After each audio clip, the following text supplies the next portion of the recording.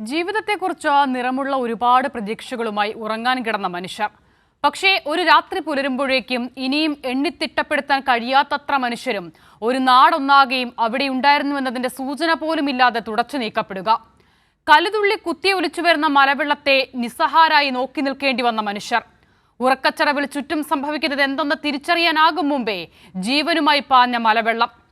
പ്രിയപ്പെട്ടവരുടെ കയ്യിലൊന്ന് കോർത്തു പിടിക്കും മുമ്പേ ഒഴുകി ഒലിച്ചുപോയ മനുഷ്യർ. ദുരന്തഭൂമിയിൽ കുന്നുകൂടിയ മൃതദേഹങ്ങൾക്കിടയിൽ ഉറ്റവരെ തേടി അലയേണ്ടി വരുന്ന നിസ്സഹായർ. ചാലിയാർ പുഴയിലൂടെ ഒഴുകുന്ന ശരീരങ്ങളിൽ ജീവനിന്റെ ഒരു തുടുപ്പെങ്കിലും തേടുന്നവരെ കാത്തിരുന്നത് കൈയും കാലും തലയുമില്ലാത്ത ശരീരങ്ങൾ. നിർത്താതെ പെയ്ത മഴയും ഒന്നിനു പുറകെ ഒന്നായി വന്ന ഉരുൾപൊട്ടലും വയനാടിന് നൽകിയത് ഇതൊക്കെയാണ്. നാം ഇതുവരെ കാണാത്തത്ര വലിയ ദുരന്തത്തിന് മുണ്ടക്കൈയും ചൂരൽമലയും ഇരയായപ്പോൾ അവർക്കായി കൈകോർത്ത ഈ നാട് നിമിഷ നേരത്തിനകം തീർത്തത് ദുരന്തമുഖങ്ങളിലെ സമാനതകളില്ലാത്ത കേരള മാതൃക. പ്രതിസന്ധികൾ ഒരുപാടുള്ളപ്പോഴും ഇനി മുന്നിലുള്ളത് ഒരാളില്ലാതെ എല്ലാവരെയും കണ്ടെത്തുക എന്ന വലിയ ദൗത്യം. ഈ മണിക്കൂറിലും നമ്മൾ വയനാട്ടിലെ രക്ഷാദൗത്യവുമായി ബന്ധപ്പെട്ട കൂടുതൽ വിശദാംശങ്ങളിലേക്കും വിദഗ്ധരുടെ അഭിപ്രായങ്ങളിലേക്കുമാണ് കടക്കുന്നത്. ന്യൂസ് ആൻഡ് വ്യൂസിൽ നമ്മളോടൊപ്പം ചേരുന്നത് റവന്യൂ മന്ത്രി കെ രാജൻ,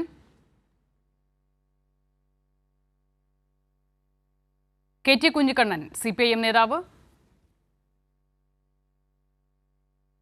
NG മനോജ് കുസാറ്റിലെ കാലാവസ്ഥാ വിഭാഗം ശാസ്ത്രജ്ഞൻ എന്നിവരാണ്. ആദ്യം ഞങ്ങളുടെ പ്രതിനിധി അനൂപ് KRലേക്ക് പോകുകയാണ്. അനൂപ് വയനാട്ടിലെ തത്സമയ വിവരങ്ങളുമായി ചേരുന്നു. അനൂപ്, ഏറ്റവും ഒടുവിലെ രക്ഷാദൗത്യവുമായി ബന്ധപ്പെട്ട വിശദാംശങ്ങൾ, വിവരങ്ങൾ എങ്ങനെയാണ്? താൽക്കാലിക പാലം നിർമ്മിച്ചത് രക്ഷാദൗത്യത്തിന് കൂടുതൽ വേഗത നൽകുന്നുണ്ട്. ഏത് നിലയിലാണ് അവിടുത്തെ കാര്യങ്ങൾ?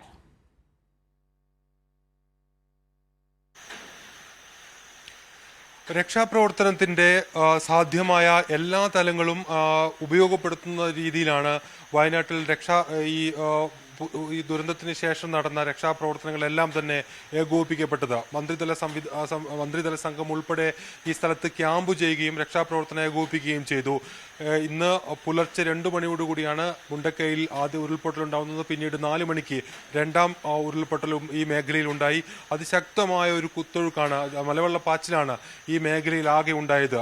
മേലെ മുണ്ടക്കയിൽ നിന്ന് ഉരുൾപൊട്ടി ചൂരൽമലയുൾപ്പെടെയുള്ള ഭാഗത്തേക്ക് ഇരച്ചെത്തിയ മലവെള്ളം ഈ ഉരുൾപൊട്ടലിനെ തുടർന്നുണ്ടായിട്ടുള്ള ഈ മലവെള്ളപ്പാച്ചിൽ നാമാവശേഷമാക്കിയത് ഒരു ഗ്രാമത്തെ തന്നെയാകെയാണ്. ഈ പ്രദേശത്ത് ചൂരൽമല പുഴയ്ക്ക് സമീപത്തുള്ള നിരവധിയായ വീടുകളെല്ലാം തകർത്തുകൊണ്ട് മലവെള്ളപ്പാച്ചിൽ ചാലിയാർ വഴി താഴേക്ക് ഒഴുകിപ്പോയപ്പോൾ നഷ്ടമായത് ഒരുപാട് ജീവനുകളാണ്. ഇനിയും മരണത്തിന്റെ കണക്കുകൾ കൂടുതൽ വ്യക്തമായി പുറത്തു വന്നാൽ അത് ഒരുപക്ഷെ ഉയർന്ന തോതിലേക്ക് വർദ്ധിക്കാനുള്ള സാധ്യതയാണ് ഈ പ്രദേശത്ത് നിന്ന് രക്ഷാപ്രവർത്തകർ പ്രാദേശികമായി അവരിൽ നിന്ന് ലഭിക്കുന്ന വിവരം. ഏതായാലും കൂടുതൽ പേരെ ഇനിയും കണ്ടെത്താനുണ്ടെന്ന് ബന്ധുക്കൾ ഉൾപ്പെടെ പറയുന്നു. ആ രീതിയിൽ രക്ഷാപ്രവർത്തനം ആ ഗൗരവം ഉൾക്കൊണ്ടുകൊണ്ട് ആ മേഖലയിൽ ആകെ നടക്കുകയാണ്. ഏറ്റവും ഒടുവിൽ വ്യോമസേനയുടെ ഹെലികോപ്റ്റർ ഉൾപ്പെടെ സ്ഥലത്തെത്തി മുണ്ടക്കയിൽ കുടുങ്ങിയവരെ മാറ്റി സുരക്ഷിത സ്ഥാനങ്ങളിലേക്കും ആശുപത്രികളിലേക്ക് മാറ്റാനുള്ള സംവിധാനം അവിടെ ചെയ്തു. അതോടൊപ്പം അവിടെ ഏറ്റവും പ്രധാനമായി രക്ഷാപ്രവർത്തനം തടസ്സമായി ഉണ്ടായിരുന്നത് ചൂരൽമലയിൽ നിന്ന് മുണ്ടക്കയിലേക്ക് പ്രവേശിക്കാനുള്ള പ്രധാന പാലം തകർന്നതായിരുന്നു. അത് ആർമി എത്തി അത് സജ്ജമാക്കിയിട്ടുണ്ട്. അതുകൊണ്ട് തന്നെ രക്ഷാപ്രവർത്തനത്തിൽ ആശ്വാസകരമായ ഘട്ടം നമുക്ക് പിന്നിടാൻ സാധിച്ചു എന്ന് വേണം മനസ്സിലാക്കാൻ. മുണ്ടക്കയിൽ നിരവധി ആളുകളാണ് കുടുങ്ങിപ്പോയിരുന്നത്. അവരെ നേരത്തെ തന്നെ ഇപ്പോൾ കഴിഞ്ഞ ഏതാണ്ട് മണിക്കൂറുകളായി അവിടെ നിന്ന് പലരെയും സുരക്ഷിത സ്ഥാനങ്ങളിലേക്ക് മാറ്റാൻ സാധിച്ചിട്ടുണ്ട്.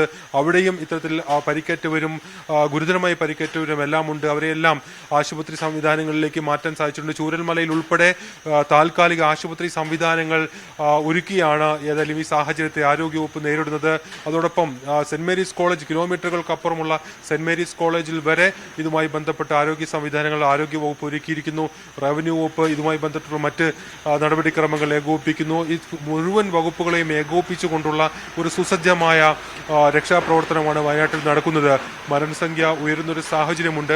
നമുക്കറിയാം വലിയ ശക്തമായ തോതിലാണ് ഉരുൾപൊട്ടൽ ഈ മേഖലയിൽ ഉണ്ടായത്. 2020 ആഗസ്റ്റ് 7 ഒരു സമാനമായ ഉരുൾപൊട്ടൽ ഈ മേഖലയിൽ ഉണ്ടായിരുന്നുവെങ്കിലും നമ്മൾ എടുത്ത വലിയ മുൻകരുതൽ നടപടികൾ കൊണ്ട് അതിൻ്റെ ആഘാതം കുറയ്ക്കുവാൻ നമുക്ക് സാധിച്ചിരുന്നു. എന്നാൽ ഇത്തവണ ഉണ്ടായിട്ടുള്ള ഉരുൾപൊട്ടലിൻ്റെ ശേഷി അതിൻ്റെ വ്യാപ്തി വളരെ വലുതായിരുന്നു. മുകളിൽ നിന്ന് മലവെള്ളം, ഉരുൾപൊട്ടൽ, കല്ലും മണ്ണും മരവുമെല്ലാം ഒലിച്ചെത്തിയ ഒരു പ്രദേശത്തെയാകെ ചൂരൽമല ടൗണിൻ്റെ ദൃശ്യങ്ങളെല്ലാം നമ്മൾ കണ്ടതാണ്. ചൂരൽമല ടൗണിലെ കടകളെല്ലാം ഒലിച്ചു പോവുകയും അവിടങ്ങളിൽ നിന്നുള്ള വീടുകളിലേക്കെല്ലാം വെള്ളം കയറുകയും മണ്ണ് അടിയുകയും എല്ലാം ചെയ്തു. ഏതായാലും ആദ്യഘട്ടം മുതൽ കാര്യക്ഷമമായ ഒരു രക്ഷാപ്രവർത്തനം ചൂരൽമലയിൽ ആരംഭിക്കുകയും പിന്നീട് അത് തുടർന്ന് ഇപ്പോൾ മുണ്ടക്കയിലേക്ക് എത്തി. മുണ്ടക്കയിൽ ഉച്ചയ്ക്ക് ശേഷം തന്നെ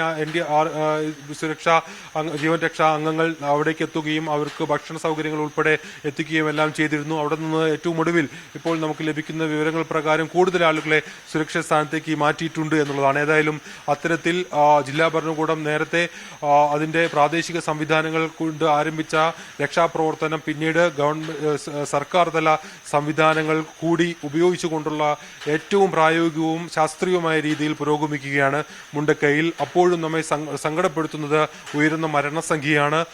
കൂടുതൽ ആളുകൾ ഇപ്പോഴും അവരുടെ ബന്ധുക്കൾ ഉൾപ്പെടെ നമ്മോട് വിളിച്ചു പറയുന്നത് അവിടെ കൂടുതൽ ബന്ധുക്കളെ നമുക്ക് ഇനിയും കണ്ടെത്തേണ്ടതുണ്ട്, അവർക്ക് വേണ്ടി തിരച്ചിൽ നടത്തേണ്ടതുണ്ട്. ഏറ്റവും വലിയ വെല്ലുവിളി മുണ്ടക്കൈ എന്ന് പറയുന്ന പ്രദേശത്തേക്ക് രക്ഷാദൌത്യ സംഘത്തിന് കൂടുതലായി എത്താൻ ഉള്ള മാർഗം അതെങ്ങനെയാണ് അനൂപ്? അവിടെയാണ് കൂടുതൽ ആളുകൾ ഉള്ളത് എന്നാണ് ഇപ്പോൾ നമ്മൾ മനസ്സിലാക്കുന്നത്. അവരിലേക്ക് എത്തുക എന്നുള്ളത് ഏത് നിലയിലാണ്?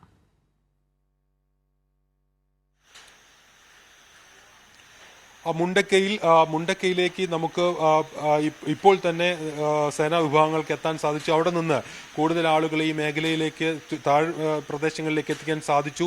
അവർക്ക് ആദ്യം ഭക്ഷണ സാധനങ്ങളും മറ്റ് അവശ്യ മരുന്നുകളും ഉൾപ്പെടെ അവിടെ എത്തിച്ചു. പിന്നീട് പ്രാഥമിക ചികിത്സ നൽകി. പിന്നീട് സേനാ വിഭാഗങ്ങളുടെ സംവിധാനങ്ങൾ ഉപയോഗിച്ചുകൊണ്ട് അവരെ സുരക്ഷിത സ്ഥാനങ്ങളിലേക്കും ആരോഗ്യ സംവിധാനങ്ങളിലും എത്തിക്കാനുള്ള ഒരു ശ്രമം കൂടി നടന്നു. ഏതായാലും മുഴുവൻ ആളുകളെയും ഇത്തരത്തിൽ സുരക്ഷിത കേന്ദ്രങ്ങളിലേക്ക് എത്തിക്കുന്നതുവരെ ആ രീതിയിലുള്ള പ്രവർത്തനങ്ങൾ തുടരും. പ്രതികൂലമായ ഒരു കാലാവസ്ഥയാണ് നമുക്ക് ഏറ്റവും ഇത്തരത്തിൽ രക്ഷാപ്രവർത്തനത്തിൽ തടസ്സം സൃഷ്ടിക്കുന്നത്. ശക്തമായ മഴ ഈ മേലെ മുണ്ടക്കയിലും അതോടൊപ്പം പുഞ്ചിരിമറ്റം, അട്ടമല തുടങ്ങിയ പ്രദേശങ്ങളിലെല്ലാം തുടരുകയാണ്. അതിശക്തമായ മഴ ഈ ഉരുൾപൊട്ടലുണ്ടായ മേഖലകളിലെ ജലനിരപ്പ് ഉയരുന്നതിന് കാരണമാവുന്നുണ്ട്. അതുകൊണ്ട് തന്നെ അതെല്ലാം ദുർഘടമായിട്ടുള്ളൊരു രക്ഷാപ്രവർത്തനത്തിന് ഒരു അതിസങ്കീർണമായ ഒരു സാഹചര്യം തടസ്സം സൃഷ്ടിക്കുമ്പോഴും അതെല്ലാം മറികടന്നുകൊണ്ട് വിവിധ സേനാ വിഭാഗങ്ങളും തദ്ദേശ സ്ഥാപനങ്ങളോട് നിന്നുള്ളവരും റവന്യൂ വകുപ്പ് ജീവൻ അങ്ങനെ വിവിധ വകുപ്പുകളുടെ എല്ലാ പ്രവർത്തനങ്ങളും അതിനായി അവരുടെ ഏറ്റവും ഒടുവിൽ അതിൻ്റെ എല്ലാ സാധ്യതകളും ഉപയോഗിച്ചുകൊണ്ട് അവരെ സുരക്ഷിത സ്ഥാനങ്ങളിലേക്ക് എത്തിക്കാനുള്ള ശ്രമങ്ങൾ തുടരുകയാണ്. ശരി, അനൂപ് കെയർ ആണ് വയനാട്ടിൽ നിന്ന് വിവരങ്ങൾ നൽകിക്കൊണ്ടിരിക്കുന്നത്. അനൂപ്, ദയവായി അനൂപ് തുടരണം. പുതിയ വിവരങ്ങളും കൂടുതൽ വിശദാംശങ്ങളും അനൂപിൽ നിന്ന് വരുന്ന മണിക്കൂറുകളിലും തേടേണ്ടതുണ്ട്. ഞാൻ അനൂപിലേക്ക് മടങ്ങി വരാം. ഇപ്പോൾ നമ്മോടൊപ്പം ഈ മേഖലയിലെ ചില വിദഗ്ധർ കൂടി ചേരുകയാണ്. ആദ്യം ശ്രീ MG മനോജിലേക്ക് പോകാനാകും എന്നാണ് കരുതുന്നത്. അദ്ദേഹം കുസാറ്റിലെ കാലാവസ്ഥാ വിഭാഗം ശാസ്ത്രജ്ഞനാണ്. അദ്ദേഹത്തിലേക്കും വരാൻ അതിനു മുൻപ് ശ്രീ KT കുഞ്ഞിക്കണ്ണനുണ്ട്. ശ്രീ KT കുഞ്ഞിക്കണ്ണൻ, അപ്രതീക്ഷിതമായി ഉണ്ടാകുന്ന പ്രകൃതി ദുരന്തങ്ങളെ അത് ഏത് നിലയിൽ നേരിടണം എന്നുള്ളതിൻ്റെ ഒരു മാതൃക കേരളത്തിന് മുന്നിലുണ്ട്. പക്ഷേ നിലവിൽ വയനാട്ടിലെ സാഹചര്യം ഇതുവരെ നമ്മൾ കണ്ട് പരിശീലിച്ചതിനേക്കാളൊക്കെ അപ്പുറത്താണ്, നിയന്ത്രണാതീതമായ സാഹചര്യമാണ്. എങ്കിലും ഈ മണിക്കൂറുകളിലേക്ക് ഒരു പരിധിവരെ ആളുകളിലേക്ക് എത്തിച്ചേരാൻ സാധിച്ചിട്ടുണ്ട് എന്നുള്ളത് ആശ്വാസകരവുമാണ്. ഇനിയുള്ള മണിക്കൂറുകൾ അത് ഏത് നിലയിലാണ് സർക്കാർ സംവിധാനങ്ങൾ അത് ഏകോപിപ്പിക്കുന്നതൊക്കെ നമ്മൾ മനസ്സിലാക്കുന്നു. പക്ഷേ എങ്കിലും എങ്ങനെയാണ് ഇനി പ്രതീക്ഷിക്കേണ്ടത്? എല്ലാ ആളുകളെയും കണ്ടെത്തുക എന്നുള്ളതാണല്ലോ ഈ ഘട്ടത്തിലെ ഏറ്റവും പ്രധാനപ്പെട്ട കാര്യം. അതെ, എല്ലാ ആളുകളെയും ഏകോപിപ്പിച്ചുകൊണ്ട് നമ്മുടെ എല്ലാ സംവിധാനങ്ങളെയും ഇതുപോലുള്ള നമുക്ക് പറഞ്ഞ് അറിയിക്കാനാവാത്ത ഒരു ദുരന്ത സംഭവത്തെ, പ്രത്യേകിച്ച് വളരെ പ്രതികൂലമായ കാലാവസ്ഥ നിലനിൽക്കുന്ന ഒരു സന്ദർഭത്തിൽ അതിൽ രക്ഷാപ്രവർത്തനം നടത്തുക എന്ന് പറയുന്നത് വളരെ വൈഷമ്യമുള്ള ഒരു കാര്യമാണ്. അതിനുള്ള ഒരു പ്ലാനിങ്, ഇച്ഛാശക്തി ഈ കേരളം കാണിച്ചു എന്നുള്ളതാണ്. എല്ലാ വിഭാഗം, നമ്മുടെ ദുരന്ത നിവാരണ സേന, കേരളത്തിന്റെ ഫയർഫോഴ്സ്, പോലീസ്, കേന്ദ്ര വ്യോമസേന, അതേപോലെ തന്നെ നാവികസേന, ഇതിന്റെ എല്ലാം തന്നെ ഒരു സംയുക്തമായ ഓപ്പറേഷനാണ് ഈ ദുരന്തത്തിൽ ഇപ്പോൾ 70% വരുന്ന ആളുകളെ നമുക്ക് രക്ഷപ്പെടുത്താൻ കഴിഞ്ഞിരിക്കുന്നത്. ഈ ദുരന്തത്തിന്റെ വ്യാപ്തി ഇപ്പോഴും കണക്കാക്കിയിട്ടില്ല. പക്ഷെ നമ്മൾ മനസ്സിലാക്കേണ്ടത്, നമുക്ക് ഈ ശക്തികളെല്ലാം, ഈ വിഭാഗങ്ങളെല്ലാം ഏകോപിപ്പിച്ചുകൊണ്ട് വളരെ മാതൃകാപരമായ ഒരു രക്ഷാപ്രവർത്തനം ഈ മുണ്ടക്കൈയിലും അതുപോലെ തന്നെ ചൂരൽമലയിലും ഒക്കെ നടത്താൻ കഴിഞ്ഞു. ഇപ്പൊ മുണ്ടക്കൈയിൽ നിന്ന് ഒരു 5-6 കിലോമീറ്റർ അകലത്തുള്ള ഒരു അങ്ങാടിയാണ് ഈ ചൂരൽമല എന്ന് പറയുന്നത്. മുണ്ടക്കൈയാണ് ഈ ഉരുൾപൊട്ടലിന്റെ ഈ മേഘസ്ഫോടനത്തിന്റെ പ്രഭവ കേന്ദ്രം എന്ന് പറയുന്നത്.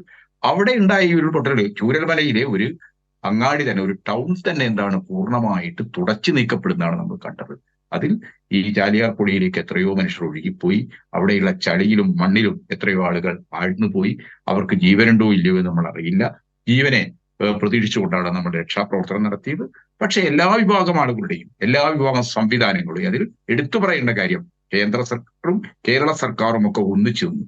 കേരളത്തിലെ ഭരണ കക്ഷിയും അതേപോലെ തന്നെ പ്രതിപക്ഷ കക്ഷികളും എല്ലാം ഒന്നിച്ചു നിന്നു. മറ്റൊരു അർത്ഥത്തിലുള്ള അഭിപ്രായ വ്യത്യാസങ്ങളിലേക്കും പോകാതെ എല്ലാവരെയും കൂട്ടി യോജിപ്പിച്ചുകൊണ്ട് എല്ലാവരെയും ചേർത്ത് പിടിച്ചുകൊണ്ട് ഈ അപകടമുഖത്ത് നിന്ന് പരമാവധി പേരെ രക്ഷിക്കാനും ഈ ദുരന്തത്തിൽപ്പെട്ടുപോയ ആളുകൾക്ക് ആവശ്യമായ അടിയന്തര ആശ്വാസം എത്തിക്കാനുമുള്ള നടപടികൾ ശരിയായ ഒരു പ്ലാനിങ്ങിന്റെ അടിസ്ഥാനത്തിൽ നടത്താൻ കഴിഞ്ഞു എന്നുള്ളതാണ് നമ്മളൊരു മാതൃക എന്ന് പറയുന്നത്. ഇപ്പൊ ഷിരൂരിന്റെയൊക്കെ അനുഭവങ്ങൾ നമ്മുടെ മുമ്പിലുണ്ട്. ആ അനുഭവങ്ങളൊക്കെ വെച്ച് നോക്കുമ്പോൾ വളരെ പ്ലാനിങ് കൊണ്ട് മാത്രം കാര്യമില്ല.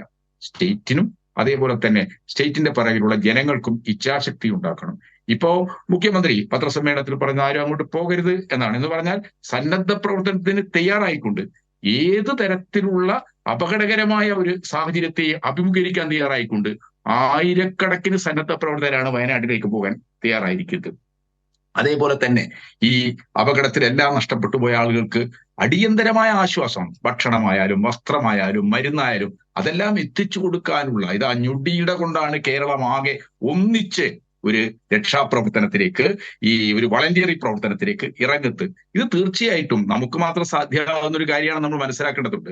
കാരണം ഇത്തരം ദുരന്തങ്ങളെ ഇപ്പോൾ 2018-ലെയും 2019-ലെയും ഒക്കെ ദുരന്തങ്ങളെ കണ്ടവരാണ് നമ്മൾ, അതിനെ അതിജീവിച്ചവരാണ് നമ്മൾ. 2019 ഇപ്പോ ഈ മേഘസ്ഫോടനത്തെ ഉരുൾപൊട്ടലിന്റെ അതേ സ്ഥലം തന്നെയാണ് പുത്തുമല എന്ന് പറയുന്നത്. അവിടെ ഉണ്ടായ ഈ മേഘസ്ഫോടനത്തെ ഇതേ രീതിയിൽ അതിജീവിച്ചവരാണ്. കവളപ്പാറയിലെ ഉരുൾപൊട്ടലിനെ ഇതേ രീതിയിൽ അതിജീവിച്ചവരാണ് നമ്മൾ.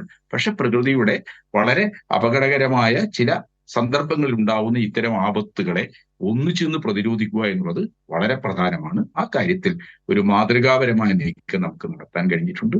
നമുക്ക് പറയാൻ പറ്റാത്ത, മുഖ്യമന്ത്രി പത്രസമ്മേളനത്തിൽ പറഞ്ഞതുപോലെ നമുക്ക് പറഞ്ഞറിയിക്കാൻ പറ്റാത്തൊരു ദുരന്തമുഖമാണ് വയനാട്ടിൽ ഉണ്ടായിരിക്കുന്നത്. ആ ദുരന്തത്തിൽ പെട്ടുപോയ മനുഷ്യരെ എങ്ങനെയെല്ലാം രക്ഷിച്ചെടുക്കാം, എങ്ങനെയെല്ലാം അവരെ ആശ്വസിപ്പിക്കാം, അവരുടെ ജീവന്റെ മാത്രമല്ല, അവരുടെ പ്രിയപ്പെട്ടവരുടെ മാത്രമല്ല, അവർ നിലനിൽക്കുന്ന ജീവിച്ചിരിക്കുന്ന ആളുകളുടെ ജീവനുപാധികൾ പോലും ഈ ഉരുൾപൊട്ടൽ, ഈ മലയിടിച്ചിലിൽ അവർക്ക് നഷ്ടപ്പെട്ടു പോയിരിക്കുന്നു, എല്ലാം ഈ വെള്ളത്തിനടിയിലായി പോയിരിക്കുന്നു എന്നൊരു യാഥാർത്ഥ്യമുണ്ട്. അപ്പൊ അവരുടെ ഒരു പുനരുദ്ധാരണം, അവരുടെ ഒരു പുനരുജ്ജീവനം വളരെ പ്രധാനമാണ്. ഇന്ന് ഈ അപകടകരമായ ഒരു ഘട്ടത്തെ, ഈ അത്യാഹിത ഘട്ടത്തെ മറികടന്നുകൊണ്ട് അത്തരത്തിലുള്ള ആശ്വാസ നടപടികളിലേക്ക് സർക്കാരിന് പോകേണ്ടി വരും. അപ്പൊ അതിന് മുഴുവൻ കേരളത്തിന്റെയും, അതിൽ കക്ഷി ഭേദമോ മതഭേദമോ ഒന്നും ഇല്ലാതെ എല്ലാ വിഭാഗം ജനങ്ങളും ഒന്നിച്ചു നിന്ന് ഈ ദുരന്തമുഖത്ത് വിട്ടുപോയ മനുഷ്യരോടൊപ്പം അവരെ ചേർത്ത് പിടിച്ചുകൊണ്ട് അവർക്ക് ആവശ്യമായ എല്ലാ രക്ഷാ സൗകര്യങ്ങളും ഉണ്ടാക്കാനാണ് നമ്മളിപ്പോൾ ശ്രമിച്ചുകൊണ്ടിരിക്കുന്നത്. അതുകൊണ്ട് തന്നെ അഷിത പറഞ്ഞതുപോലെ ഇത് വളരെ മാതൃകാപരമായ കേരളത്തിന്റെ സവിശേഷമായ ഒരു ഇടപെടലായിട്ട് തന്നെ നമുക്ക് കാണാം. ശരി, ദയവായി തുടരുക ശ്രീ കെ ടി കുഞ്ഞിക്കണ്ണൻ. ഞാൻ മടങ്ങിയെത്താം. ഡോക്ടർ മനോജ്, ഇങ്ങനെയൊരു ദുരന്തമുണ്ടായി, അതിന്റെ സാധ്യമായ എല്ലാ തരത്തിലും രക്ഷാപ്രവർത്തനം ഏകോപിപ്പിക്കാനുള്ള ശ്രമത്തിലാണ് കേരളം ഒന്നാകെ നിൽക്കുകയും ചെയ്യുന്നത്. പക്ഷെ നോക്കൂ, ഇത്തരം ചില ദുരന്തങ്ങൾ ഉണ്ടാകുമ്പോഴാണല്ലോ നമ്മൾ അതിൽ നിന്നും പഠിക്കേണ്ട ചില പാഠങ്ങളെക്കുറിച്ച് കൂടി ചിന്തിക്കുന്നത്. ആ നിലയിൽ ചില വിവരങ്ങളിലേക്ക് കൂടി കടക്കുകയാണെങ്കിൽ, ഇന്ന് മുഖ്യമന്ത്രി വാർത്താ സമ്മേളനം നടത്തുമ്പോൾ CM പറയുന്നുണ്ട്, ഇതിനു മുൻപ് ഒരു തരത്തിലും ഇത്തരത്തിലൊരു ഉരുൾപൊട്ടൽ സാധ്യത ഉണ്ടാകാനേ സാധ്യതയില്ലാത്ത മേഖലയാണ് ഈ ചൂരൽക്കാട് എന്ന് പറയുന്നത്. ഇന്നിപ്പോൾ ഈ ഉരുൾപൊട്ടൽ നടന്ന പ്രധാനപ്പെട്ട മേഖല എന്ന് പറയുന്നത്. പക്ഷേ അത്തരം മേഖലകൾ പോലും ഇത്തരത്തിൽ ഈ പ്രകൃതി ദുരന്തങ്ങളുടെ പിടിയിലാകുന്നു എന്ന് പറയുമ്പോൾ അവിടെ ഉണ്ടാകുന്ന ജനങ്ങൾ, അവിടെ താമസിക്കുന്ന ജനങ്ങൾ, അതിന് പുറത്ത് നിൽക്കുന്ന നമ്മൾ ഒക്കെയും വലിയ ആശങ്കയോടെ അത് കാണുന്നു. കാരണം നാളെ ഒരുപക്ഷെ നമ്മൾ നിൽക്കുന്ന മേഖലകളിലേക്കും ഇത് ഉണ്ടായേക്കാം എന്നുള്ളത്. എന്തുകൊണ്ടാണ് ഡോക്ടർ മനോജ് അങ്ങനെ നമ്മുടെയൊക്കെ പ്രതീക്ഷകൾക്കപ്പുറം അല്ലെങ്കിൽ വിലയിരുത്തലുകൾക്കപ്പുറം ഈ പ്രകൃതി ദുരന്തങ്ങൾ അത് ബാധിക്കാൻ സാധ്യതയില്ലാത്ത മേഖലകളെ പോലും ഇങ്ങനെ ബാധിക്കുന്നത്? പ്രത്യേകിച്ച് ഉരുൾപൊട്ടൽ ഇപ്പോൾ എല്ലാ വർഷവും കേരളത്തിന്റെ നിത്യ കാഴ്ചയാകുകയാണല്ലോ.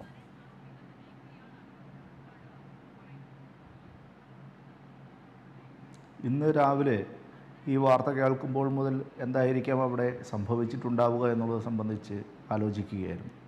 സാധാരണ ഇതുപോലെ പല ദുരന്തങ്ങളും ഉണ്ടായപ്പോൾ ആദ്യം ഉയർന്നു വന്നിട്ടുള്ളത് ആ പരിസരങ്ങളിലൊക്കെ അനധികൃതമായിട്ടുള്ള ക്വാറികളുടെ പ്രവർത്തനമോ അതല്ലെങ്കിൽ നിർമ്മാണ പ്രവർത്തനങ്ങളുമോ ഒക്കെ നടന്നിട്ടുണ്ട് എന്നുള്ളത് സംബന്ധിച്ചാണ്. പക്ഷേ അത്തരത്തിലൊരു വാർത്ത ഇന്ന് കേൾക്കുവാൻ സാധിച്ചിരുന്നില്ല. നമ്മൾ മനസ്സിലാക്കേണ്ടത് ഇതിൽ പ്രധാനമായും അതിതീവ്രമായ മഴ തന്നെയാണ് ഈ ചൂരൽമലയിൽ ഉരുൾപൊട്ടലിന് കാരണമായിട്ടുള്ളത്. കഴിഞ്ഞ അവിടെ ആ പ്രദേശങ്ങളിൽ മലമ്പ്രദേശമാണ്, നമുക്ക് മഴമാപിനികൾ വളരെയധികം കുറവാണ്. എങ്കിലും ലഭ്യമായ വിവരം വെച്ച് നമുക്ക് മനസ്സിലാവുന്നത് കഴിഞ്ഞ 24 മണിക്കൂറിനുള്ളിൽ ഈ ചൂരൽമലയിൽ 37.2 സെൻറ്റിമീറ്റർ മഴയാണ് ലഭിച്ചിട്ടുള്ളത്. സാധാരണ ഇന്ത്യൻ കാലാവസ്ഥാ നിരീക്ഷണ കേന്ദ്രത്തിൻ്റെ കണക്കനുസരിച്ച് 24 മണിക്കൂറിനുള്ളിൽ ഒരു ദിവസത്തിൽ 21.5 സെൻറ്റിമീറ്റർ മഴ സെൻറ്റിമീറ്ററോ അതിൽ കൂടുതലോ മഴ ലഭിച്ചാൽ അത് അതിതീവ്ര മഴ അല്ലെങ്കിൽ എക്സ്ട്രീംലി ഹെവി റെയിൻഫോൾ എന്നുള്ള കണക്കിൽ വരും. പക്ഷേ ഇവിടെ ലഭിച്ചിട്ടുള്ളത് 37 ആണ്. അപ്പോൾ ഏകദേശം അതിൻ്റെ ഒരു 2 മടങ്ങിനടുത്ത് ഈ IMDയുടെ ത്രഷോൾഡ് വാല്യൂവിൻ്റെ ഇരട്ടിയോളം മഴയാണ് ഒരു 24 മണിക്കൂർ ലഭിച്ചിട്ടുള്ളത്.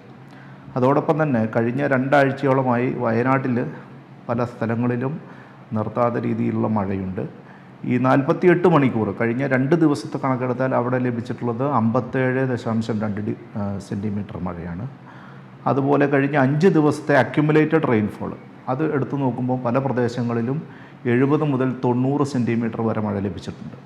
നമ്മൾ ആ ചൂരൽമലയുടെ മണ്ണിൻ്റെ ഒരു സവിശേഷത എന്ന് പറഞ്ഞാൽ അത് ചെങ്കുത്തായ ഒരു സ്ഥലമാണ്.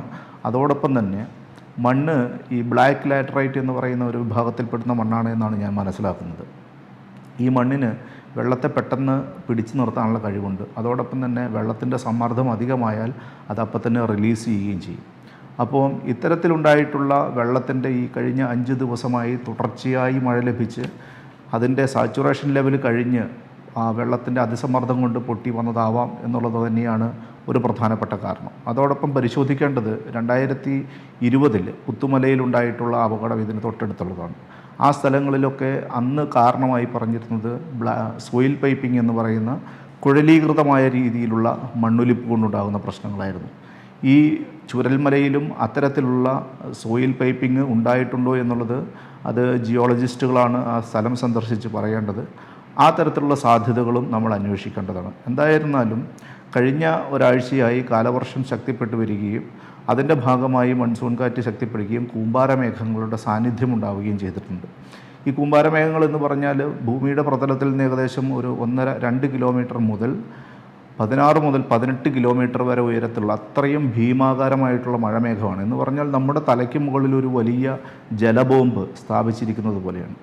അതിൽ നിന്ന് തുടർച്ചയായി പെയ്യുന്ന ഈ മഴ ഏത് സ്ഥലത്തിനാണ് ഉൾക്കൊള്ളാൻ സാധിക്കുക എന്നുള്ളത് അത് വയനാടല്ല, ഏത് സ്ഥലത്ത് പെയ്താലും ഇതുപോലെയോ അല്ലെങ്കിൽ ഇതിന് സമാനമായിട്ടുള്ള സാഹചര്യമുണ്ടാവും. കാരണം കേരളത്തിൻ്റെ കാലാവസ്ഥ, പ്രത്യേകിച്ച് കേരളത്തിൻ്റെ അതിർത്തി പങ്കിടുന്ന അറബിക്കടലിൽ ടെമ്പറേച്ചർ വളരെയധികം കൂടിക്കൊണ്ടിരിക്കുകയാണ്. അത് വളരെയധികം എന്ന് പറയുമ്പോൾ നമ്മൾ മനസ്സിലാക്കേണ്ടത് ആഗോള സമുദ്ര താപനിലയുടെ ഇരട്ടി വേഗതയിലാണ് അറബിക്കടലിൽ താപനം സംഭവിക്കുന്നത്. ഇങ്ങനെ അധികമായിട്ടുണ്ടാകുന്ന താപനത്തിൻ്റെ ഭാഗമായി അന്തരീക്ഷത്തിലെത്തുന്ന വാട്ടർ വേപ്പർ, ആ വാട്ടർ വേപ്പർ മേലേക്ക് ഉയർന്ന് കൂമ്പാരമേഘങ്ങൾക്ക് രൂപീകരണത്തിന് അനുയോജ്യമായിട്ടൊരു ഭൂപ്രകൃതി കൂടി ഉണ്ടാകുമ്പോൾ നമ്മളിപ്പോൾ മാത്രമല്ല വരും വർഷങ്ങളിലും ഇതുപോലെ പുത്തുമലയോ അല്ലെങ്കിൽ ചൂരൽമലയോ ഒക്കെ ആവർത്തിക്കുന്നതിനുള്ള ഒരു സാധ്യത നമ്മൾ മുൻകൂട്ടി കാണേണ്ടതുണ്ട്. എന്തായിരുന്നാലും ഇവിടെ ഉണ്ടായിട്ടുള്ള ഈ മഴ ഒരിക്കലും ഇത്രയധികം ദുരന്തമുണ്ടാക്കുമെന്ന് ഒരാളും പ്രതീക്ഷിച്ചിട്ടുണ്ടാവില്ല എന്ന് തന്നെയാണ് ഞാൻ വിചാരിക്കുന്നത്. ഇന്നലെ കാലാവസ്ഥാ നിരീക്ഷണ കേന്ദ്രത്തിൻ്റെ അലേർട്ട് പ്രകാരം അവിടെ ഓറഞ്ച് അലേർട്ടാണ്. ഓറഞ്ച് എന്ന് പറഞ്ഞാൽ നമുക്കറിയാം യെല്ലോ കഴിഞ്ഞ് ഓറഞ്ച് കഴിഞ്ഞാണ് റെഡ് വരുന്നത്. റെഡ് അലേർട്ട് പോലും ഇല്ലാതിരുന്ന ഒരു സ്ഥലമാണ്. പക്ഷേ അവിടെയാണ് ഈ 1-2 ദിവസം കൊണ്ട് ഇത്രയധികം വലിയ വ്യാപ്തിയിൽ മഴയുണ്ടായിട്ടുള്ളത്.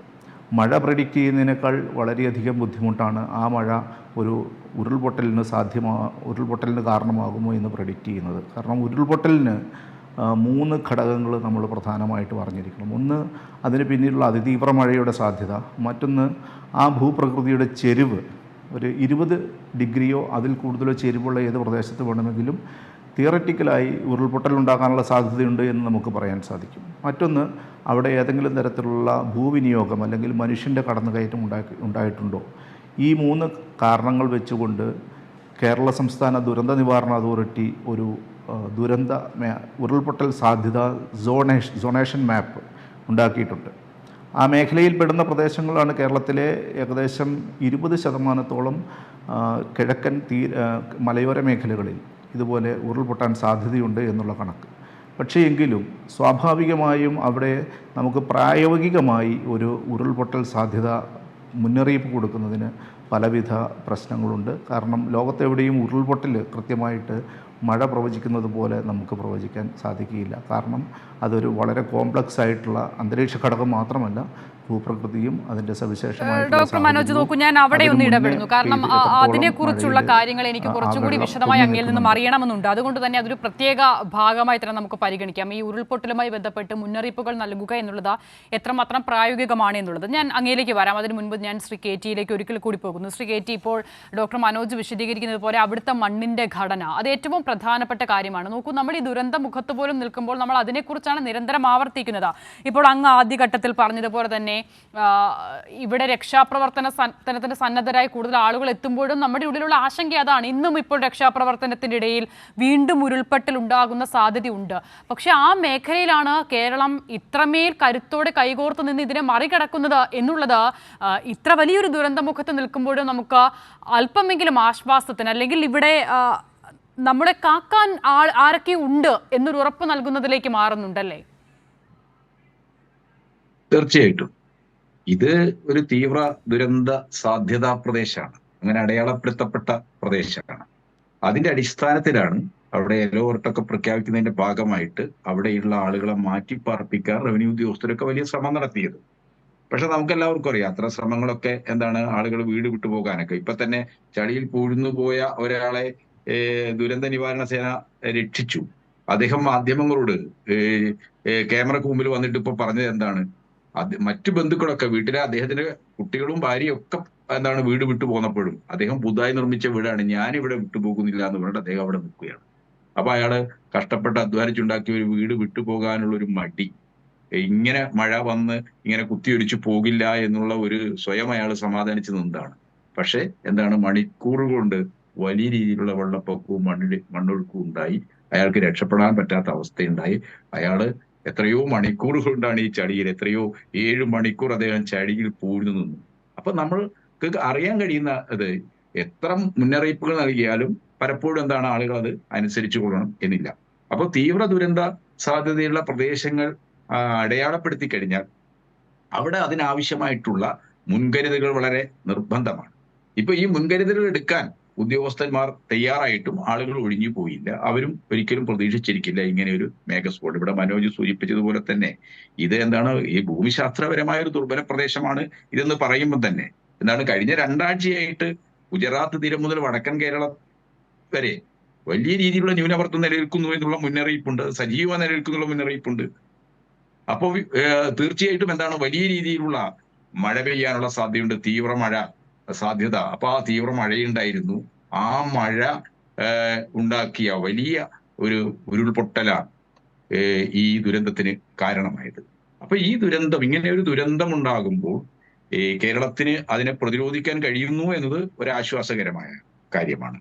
പക്ഷെ കേരളത്തിന്റെ വളരെ സെൻസിറ്റീവായ ഈ ഭൂഘടനയെ എങ്ങനെയാണ് നമ്മൾ അവിടെ താമസിക്കുന്ന അധിവസിക്കുന്ന മനുഷ്യരെ എങ്ങനെയാണ് നമ്മൾ സുരക്ഷ ഉള്ള സ്ഥലങ്ങളിലേക്ക് മാറ്റി താമസിപ്പിക്കുക, ഇത്തരം വിഷയങ്ങളെല്ലാം കേരളത്തിന് മുമ്പിൽ വളരെ പ്രധാനപ്പെട്ട വിഷയങ്ങളായിട്ട് വരികയാണ്. നമ്മളോടതല്ലാത്ത കാരണങ്ങളാൽ, ഇപ്പോൾ ആഗോള താപം കൂടുന്നതും ന്യൂനമർദ്ദം രൂപം കൊള്ളുന്നതും ഒക്കെ നമ്മുടെ കാരണങ്ങൾ കൊണ്ടല്ല, നമ്മുടേതല്ലാത്ത കാരണങ്ങൾ കൊണ്ട് തന്നെ എന്താണ്, നമ്മുടെ കാലാവസ്ഥയിൽ വലിയ രീതിയിലുള്ള ആഘാതം ഉണ്ടാക്കുന്ന മേഘസ്ഫോടനം ഉണ്ടാകാം, വലിയ രീതിയിലുള്ള തീവ്രമായ മഴയുണ്ടാകാം. അപ്പൊ ഇതിനെയൊക്കെ പ്രതിരോധിക്കാൻ കഴിയുന്ന ഒരു പ്ലാനിങ്, ഒരു ആസൂത്രണം നമുക്ക് ഉണ്ടാവേണ്ടതുണ്ട് എന്നാണ്. ആ രീതിയിലുള്ള മുൻകരുതലോടുകൂടി തന്നെയാണ് കേരളം ഈ വിഷയങ്ങളെല്ലാം അഭിമുഖീകരിക്കുന്നത്. അപ്പൊ ഇത്തരം ഒരു ദുരന്തം ഉണ്ടാകുമ്പോൾ ആ ദുരന്തത്തിൽ നമുക്ക് ഒരിക്കലും പറഞ്ഞ് നിൽക്കാൻ പറ്റാത്ത രീതിയിലുള്ള നഷ്ടങ്ങൾ നമുക്കുണ്ടായി. എത്രയോ പ്രിയപ്പെട്ടവർ നമുക്ക് നഷ്ടപ്പെട്ടു, അവരുടെ ഉപജീവന മാർഗങ്ങൾ അവർക്ക് നഷ്ടപ്പെട്ടു. ഇതെല്ലാം വലിയ നഷ്ടമാണ്. അപ്പോഴും നമ്മൾ ആശ്വസിക്കുന്നത്, നമുക്കൊരു സമാധാനമുള്ളത്, ഇതിനെ അതിശക്തമായ രീതിയിൽ തന്നെ നേരിടാൻ എല്ലാ വിഭാഗം സേനാ വിഭാഗങ്ങളെയും സുരക്ഷാ സംവിധാനങ്ങളെയും ഏകോപിപ്പിച്ച് ജനങ്ങളെ ഇതിൽ നിന്ന് രക്ഷിക്കാൻ നമുക്ക് കഴിയുന്നുണ്ട് എന്നുള്ളതാണ്. അത് നമ്മുടെ ഒരു നേട്ടം തന്നെയാണ്. അപ്പോഴും നമ്മുടെ മുമ്പിൽ നിരവധി വിഷയങ്ങളുണ്ട്. ഇപ്പൊ ഈ ദുരന്തത്തിന്റെ കാരണങ്ങളെ സംബന്ധിച്ച നിരവധി തിസീസുകൾ ഇപ്പൊ സോഷ്യൽ മീഡിയ നമ്മൾ നോക്കിക്കഴിഞ്ഞാൽ എന്താണ്, ഇതൊരു അവസരമാക്കിക്കൊണ്ട് എന്താണ് ഈ ദുരന്തത്തിന്റെ കാരണങ്ങളെ കുറിച്ചുള്ള ഒട്ടും യുക്തിപരമല്ലാത്ത, ഇവിടെ മനോജ് അത് വളരെ കൃത്യമായി വിശദീകരിച്ചു കഴിഞ്ഞല്ലോ, ഒട്ടും യുക്തിപരമല്ലാത്ത, ഒരു ലോജിക്കുമില്ലാത്ത എന്തെല്ലാം തിസീസുകളാണ് സോഷ്യൽ മീഡിയയിൽ വന്നുകൊണ്ടിരിക്കുന്നത്. അപ്പൊ നമ്മൾ കാണേണ്ടത്, ഒരു ദുരന്തമുഖത്ത് തിസീസ് പറയാന്നുള്ളതല്ല നമ്മുടെ ഉത്തരവാദിത്തം. തിസീസ് നമുക്ക് ഇനിയും ചർച്ച ചെയ്യാം. ഇപ്പൊ എന്താണ് ഏറ്റവും അടിയന്തരമായി ഈ അത്യാഹിതത്തിൽപ്പെട്ടു പോയിരിക്കുന്ന ജനങ്ങളെ രക്ഷിക്കാനുള്ള അടിയന്തരമായ ഇടപെടലാണ്. ആ ഇടപെടല് നല്ല രീതിയിൽ തന്നെ കേരളത്തിന് നടത്താൻ കഴിയുന്നുണ്ട്. ആ കാര്യത്തിൽ കേരള സർക്കാരും ഒന്നിച്ചു നിന്ന് മുന്നോട്ട് പോകുന്നുണ്ട്. കേരളത്തിലെ പ്രതിപക്ഷവും ഭരണപക്ഷവും ഒക്കെ ഒന്നിച്ചു നിന്നുകൊണ്ട്, എല്ലാ സന്നദ്ധ സംഘടനകളും ഒന്നിച്ചു നിന്നുകൊണ്ട്, എല്ലാ സാമൂഹ്യ ബഹുജന സംഘടനകളും ഒന്നിച്ചു നിന്നുകൊണ്ട് ഈ രക്ഷാദൗത്യം കേരളത്തിന്റെ മൊത്തം ഒരു പ്രശ്നമാണ് എന്ന രീതിയിൽ തന്നെ ഏറ്റെടുത്തു കഴിഞ്ഞിട്ടുണ്ട്. അത് നല്ലൊരു സൂചനയാണ്. ആ നല്ല സൂചനയെ നമ്മളൊന്ന് സന്തോഷപൂർവ്വം തന്നെ നമ്മളത് ഉയർത്തി കാണിക്കുമ്പോൾ തന്നെ അഭിമാനകരമായ ഒരു കാര്യമായി നമ്മൾ കാണുമ്പോൾ തന്നെ കേരളത്തിന്റെ പരിസ്ഥിതിയിൽ സംഭവിച്ചുകൊണ്ടിരിക്കുന്ന മാറ്റങ്ങൾ, പ്രത്യേകിച്ച് കാലാവസ്ഥ വ്യതിയാനവും അതിന് കാരണമായിരിക്കുന്ന ഈ ഗ്ലോബൽ വാർമിംഗ് ഉണ്ടാക്കുന്ന നമ്മൾ പ്രതീക്ഷിക്കാത്ത രീതിയിലുള്ള ഇത്തരത്തിലുള്ള ദുരന്തങ്ങൾ, പ്രകൃതി ദുരന്തങ്ങൾ, ഇതെല്ലാം നമ്മുടെ മുമ്പിലുള്ള വളരെ പ്രധാനപ്പെട്ട, നമുക്ക് അതിജീവിക്കേണ്ട ഘടകങ്ങൾ തന്നെയാണ് നമ്മൾ കാണുന്നത്. ഡോക്ടർ മനോജ്, നമ്മൾ നേരത്തെ സംസാരിച്ചതുപോലെ ഈ ഉരുൾപൊട്ടലിന്റെ സാധ്യത, സാധാരണഗതിയിൽ ഉരുൾപൊട്ടൽ എന്ന് പറയുന്നത് മറ്റു പ്രകൃതി ദുരന്തങ്ങളെ പോലെയല്ല എന്ന് വ്യക്തിപരമായി എനിക്ക് പലപ്പോഴും തോന്നിയിട്ടുണ്ട്. ഇത് പലപ്പോഴും രാത്രിയാണ് ഉണ്ടാകുക.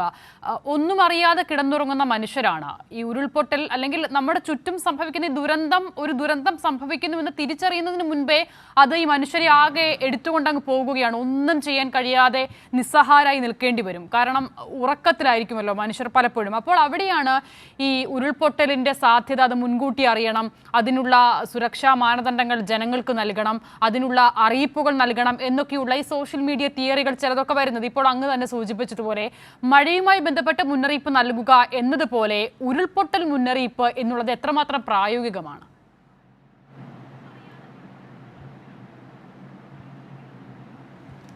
ഉരുൾപൊട്ടൽ മുന്നറിയിപ്പിൻ്റെ ബുദ്ധിമുട്ടുകൾ ഞാൻ സൂചിപ്പിച്ചു. മഴയുടെ പ്രഡിക്ഷനിൽ തന്നെ നമുക്ക് 100% ആക്യുറസി ഇതുവരെ നേടാൻ സാധിച്ചിട്ടില്ല.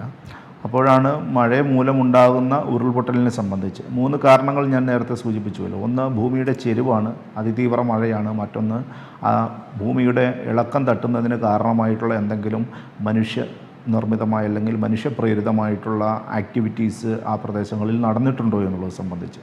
എന്തായാലും ചൂരൽമലയിൽ ഈ 3ാമത്തെ ഘടകം അങ്ങനെ അധികം കേട്ടിട്ടില്ല. പക്ഷേ അതിൻ്റെ ചെരിവും അവിടുത്തെ മണ്ണിൻ്റെ സ്വഭാവവും ഈ തീവ്രമഴയാണ് വന്നിരിക്കുന്നത്.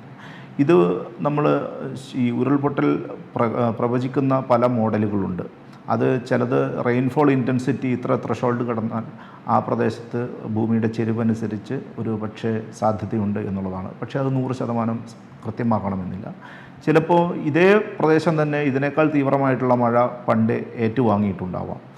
അങ്ങനെ ഏറ്റുവാങ്ങി ആ മല, ഇപ്പോൾ ഒരു ഉദാഹരണം പറഞ്ഞാൽ 2020 പുത്തുമല അപകടത്തിൽ അതിനോട് തൊട്ട് ചേർന്ന് കിടക്കുന്ന പ്രദേശമാണ് ഇവിടെ. ഒരുപക്ഷെ അന്ന് അത്ര അതിതീവ്രമായ മഴ പെയ്ത് ഈ ചൂരൽമലയ്ക്ക് എന്തെങ്കിലും ഇടിവ്, അതിന് ശോഷണം സംഭവിച്ചിട്ടുണ്ടായിരുന്നു അതിനുശേഷം. അങ്ങനെ കുറച്ച് അവിടെ തുടങ്ങി, പിന്നെ ഓരോ വർഷവും ക്രമാനുഗതമായി അതിൻ്റെ ശക്തി ക്ഷയിച്ച് ഒരു വെതറിങ് പോലെയുള്ള പ്രതിഭാസത്തിൻ്റെ ഭാഗമായിട്ട് ഇപ്പോൾ പെയ്ത മഴ ഒരു കാരണം മാത്രമാണ്, ഇത് നേരത്തെ തുടങ്ങിയതാണോ? ഇതുപോലെയുള്ള പല പ്രശ്നങ്ങളും നമ്മൾ അവിടെ പരിശോധിക്കേണ്ടതുണ്ട്. അത് കൃത്യമായി ആ ഭൂപ്രകൃതി മനസ്സിലാക്കിക്കൊണ്ട് അതിലെ പ്രാദേശികമായിട്ടുള്ള എല്ലാ മാറ്റങ്ങളും സൂക്ഷ്മമായി നിരീക്ഷിച്ചുകൊണ്ട് മാത്രമേ നമുക്ക് പറയാൻ സാധിക്കൂ.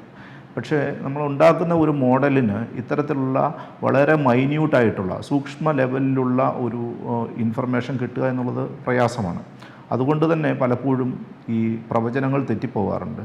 പക്ഷേ എങ്കിലും ഇപ്പോൾ ആർട്ടിഫിഷ്യൽ ഇൻ്റലിജൻസും അതുപോലെ സാറ്റലൈറ്റ് ഡാറ്റയും കൂടുതൽ കാലാവസ്ഥാ പ്രവചനങ്ങളുമൊക്കെ കുറച്ചുകൂടി മെച്ചപ്പെട്ട സ്ഥിതിക്ക് കൂടുതൽ നല്ല മോഡലുകൾ വരുന്നുണ്ട്. ആ മോഡലുകൾ വരുന്നുണ്ട് എങ്കിലും അത് റിയൽ ടൈമിൽ ഒന്ന് ടെസ്റ്റ് ചെയ്യുന്നതിന് ആവശ്യമായിട്ടുള്ള ഡാറ്റയോ മറ്റ് സംവിധാനങ്ങളോ ഒന്നും ആയിട്ടില്ല എന്നുള്ളതാണ് ഞാൻ മനസ്സിലാക്കുന്നത്. പല പഠനങ്ങളും പല റിസർച്ച് പേപ്പറുകളും വരുന്നുണ്ട്. ഇതുവരെ നടന്നിട്ടുള്ളതിനെ നമ്മളൊരു ഹൈൻകാസ്റ്റ് അല്ലെങ്കിൽ പുറകിലേക്ക് പ്രവചിക്കുക എന്ന് പറയും. ആ രീതിയിൽ പഴയ സംഭവിച്ചിട്ടുള്ള കാര്യങ്ങൾ ഈ മോഡൽ ഉപയോഗിച്ചുകൊണ്ട് നമുക്ക് പ്രെഡിക്റ്റ് ചെയ്തുകൊണ്ട് ഓക്കെ സംഭവിച്ചു. പക്ഷേ അതിനർത്ഥം നമ്മൾ 100% അത് പൂർണ്ണമായും വിജയത്തിലെത്തി എന്നുള്ളതല്ല. ചിലപ്പോൾ പ്രവചനം 10 എണ്ണം കൊടുക്കുമ്പോൾ അതിൽ ഒരെണ്ണമായിരിക്കും ശരിയാവുക. അപ്പോൾ സാധ്യത 10-1 ചുരുങ്ങുന്നു. എങ്കിൽ കൂടിയും എൻ്റെ ഒരു വ്യക്തിപരമായ അഭിപ്രായം ഇതുപോലെയുള്ള എക്സർസൈസ് അക്കാഡമിക് അല്ലെങ്കിൽ റിസർച്ച് ഓറിയൻറ്റഡ് ആയിട്ടുള്ള ഒരു പ്രവർത്തനം നമ്മുടെ നാട്ടിൽ നടത്തേണ്ട സമയം അതിക്രമിച്ചിട്ടുണ്ട്. കാരണം തെറ്റിയാൽ പോലും 10 എണ്ണത്തിൽ 9 എണ്ണം തെറ്റിയാൽ പോലും ഈ ഒരു 10% സാധ്യതയുണ്ട് എങ്കിൽ പോലും അത് കറക്റ്റായാൽ ആ 10% സാധ്യതയിലൂടെ നമ്മൾ രക്ഷിക്കുന്നത് അനേകം വിലപ്പെട്ട ജീവനുകളായിരിക്കും. അപ്പം ആ രീതിയിലുള്ള കുറച്ചുകൂടി അഡ്വാൻസ്ഡ് ലെവൽ റിസർച്ച് ഓറിയൻറ്റഡ് ആയിട്ടുള്ള പ്രവർത്തനങ്ങൾ നടത്തേണ്ടതുണ്ട്. അതോടൊപ്പം തന്നെ പലപ്പോഴും ചൂണ്ടിക്കാണിക്കുന്ന ഒരു പ്രശ്നം, ഒരു ഉരുൾപൊട്ടൽ പ്രദേശത്തിൻ്റെ പ്രഭവകേന്ദ്രം എന്ന് പറയുന്നത് ഏകദേശം 1-2 അല്ലെങ്കിൽ ചിലപ്പോൾ 5-10 ചതുരശ്ര കിലോമീറ്റർ മാത്രമായിരിക്കും. ഈ പ്രദേശത്ത് ഒരു മഴമാവിനിയും അതിന് അവിടെ മെഷർ ചെയ്യുന്നതിന് ആവശ്യമായിട്ടുള്ള മറ്റ് അനുബന്ധ സൗകര്യങ്ങളും ഉണ്ടോ എന്നുള്ളതാണ്. പലപ്പോഴും ഉരുൾപൊട്ടലിൻ്റെ പ്രഭവ കേന്ദ്രം എന്ന് പറയുന്നത് കൊടും വനത്തിലായിരിക്കും. ഈ വനത്തിനുള്ളിലൊക്കെ ഇതുപോലെയുള്ള മഴമാവിനികൾ വെക്കുക അല്ലെങ്കിൽ ആധുനികമായിട്ടുള്ള നിരീക്ഷണ ഉപാധികൾ സ്ഥാപിക്കുക എന്നുള്ളത് വളരെ ബുദ്ധിമുട്ടേറിയിട്ടുള്ള ഒരു പ്രവർത്തനമാണ്. ഒന്നാമത് നമുക്ക് ആക്സസ് ഇല്ല, പവറില്ല. ചിലപ്പോൾ നമ്മൾ സ്ഥാപിക്കുന്ന മഴമാവിനികൾ വന്യമൃഗങ്ങളൊക്കെ ഒന്ന് നശിപ്പിക്കും.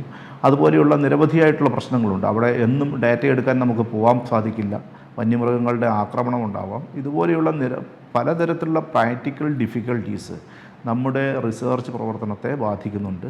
അപ്പം ഇത് ഒരു പരിധിവരെ നമ്മൾ ചെയ്യാൻ പറ്റുന്നതെല്ലാം ചെയ്തുകൊണ്ട് ഒരു എക്സ്പെരിമെൻ്റൽ അടിസ്ഥാനത്തിലൊരു പ്രവചനം കൊടുത്ത് അവിടെ നിന്ന് ജനങ്ങളുടെ സഹകരണത്തോടു കൂടി മാത്രമേ നമുക്ക് ഇതിനെ കുറച്ചുകൂടി മെച്ചപ്പെടുത്താൻ സാധിക്കുള്ളൂ. നേരത്തെ ശ്രീ KT കുഞ്ഞിക്കണ്ണൻ പറഞ്ഞതുപോലെ ഒരു വീട്ടിൽ എല്ലാവരും അവിടെ നിന്നും ഒഴിഞ്ഞു മാറുന്നു, ഒരാൾ മാത്രം അവിടെ താമസിക്കുന്നു. അപ്പം ഈ സംഭവത്തിൻ്റെ തീവ്രത, അതിൻ്റെ ഗൗരവം എത്രത്തോളം ഉണ്ട് എന്നുള്ളത് മനസ്സിലാക്കാതെ അങ്ങനെ കഴിയുന്ന ശാഠ്യം പിടിക്കുന്ന ജനങ്ങളെ നമുക്ക് ആദ്യം തന്നെ നല്ല ഒരു അവബോധം അവരിൽ സൃഷ്ടിക്കേണ്ടതുണ്ട്. ജനങ്ങളുടെ സഹകരണമില്ലാതെ ഒരു പ്രവർത്തനവും നമുക്ക് നടത്താൻ സാധിക്കില്ല. നമുക്ക് പണ്ടുള്ളതിൽ നിന്നും ഏറെ മെച്ചപ്പെട്ട രീതിയിലേക്ക് പുതിയ പ്രഡിക്ഷൻ സിസ്റ്റത്തിലേക്കും ദുരന്ത നിവാരണ മാർഗങ്ങളിലേക്കും മാറണമെങ്കിൽ അതിന് അടിയന്തരമായി വേണ്ടത് ജനങ്ങളിൽ നല്ല രീതിയിലുള്ള ശാസ്ത്രാവബോധം വർദ്ധിപ്പിക്കുക എന്നുള്ളതാണ്. പ്രത്യേകിച്ച് ഇപ്പോൾ ഒരു എക്സ്പെരിമെൻ്റ് തെറ്റിക്കഴിഞ്ഞാൽ ജനങ്ങൾ പറയുക, നിങ്ങളുടെ എക്സ്പെരിമെൻ്റ് അല്ലെങ്കിൽ വാണിംഗ് ഒക്കെ തെറ്റിയല്ലോ, ഇനി എന്തിനാണ് നമ്മൾ പുലി വരുന്നേ പുലി എന്ന് പറയുന്നത് പോലെ അവർക്ക് അതിൻ്റെ ഒരു ഗൗരവം നഷ്ടപ്പെട്ടുകൊണ്ട്, എന്നാൽ യഥാർത്ഥത്തിൽ ഗൗരവമുള്ള ഒരു പ്രവചനം വരുമ്പോൾ അതിനെ അതിൻ്റേതായ ഗൗരവത്തോടു കൂടി എടുക്കാൻ അവർ ചിലപ്പോൾ തയ്യാറായി എന്നും വരില്ല.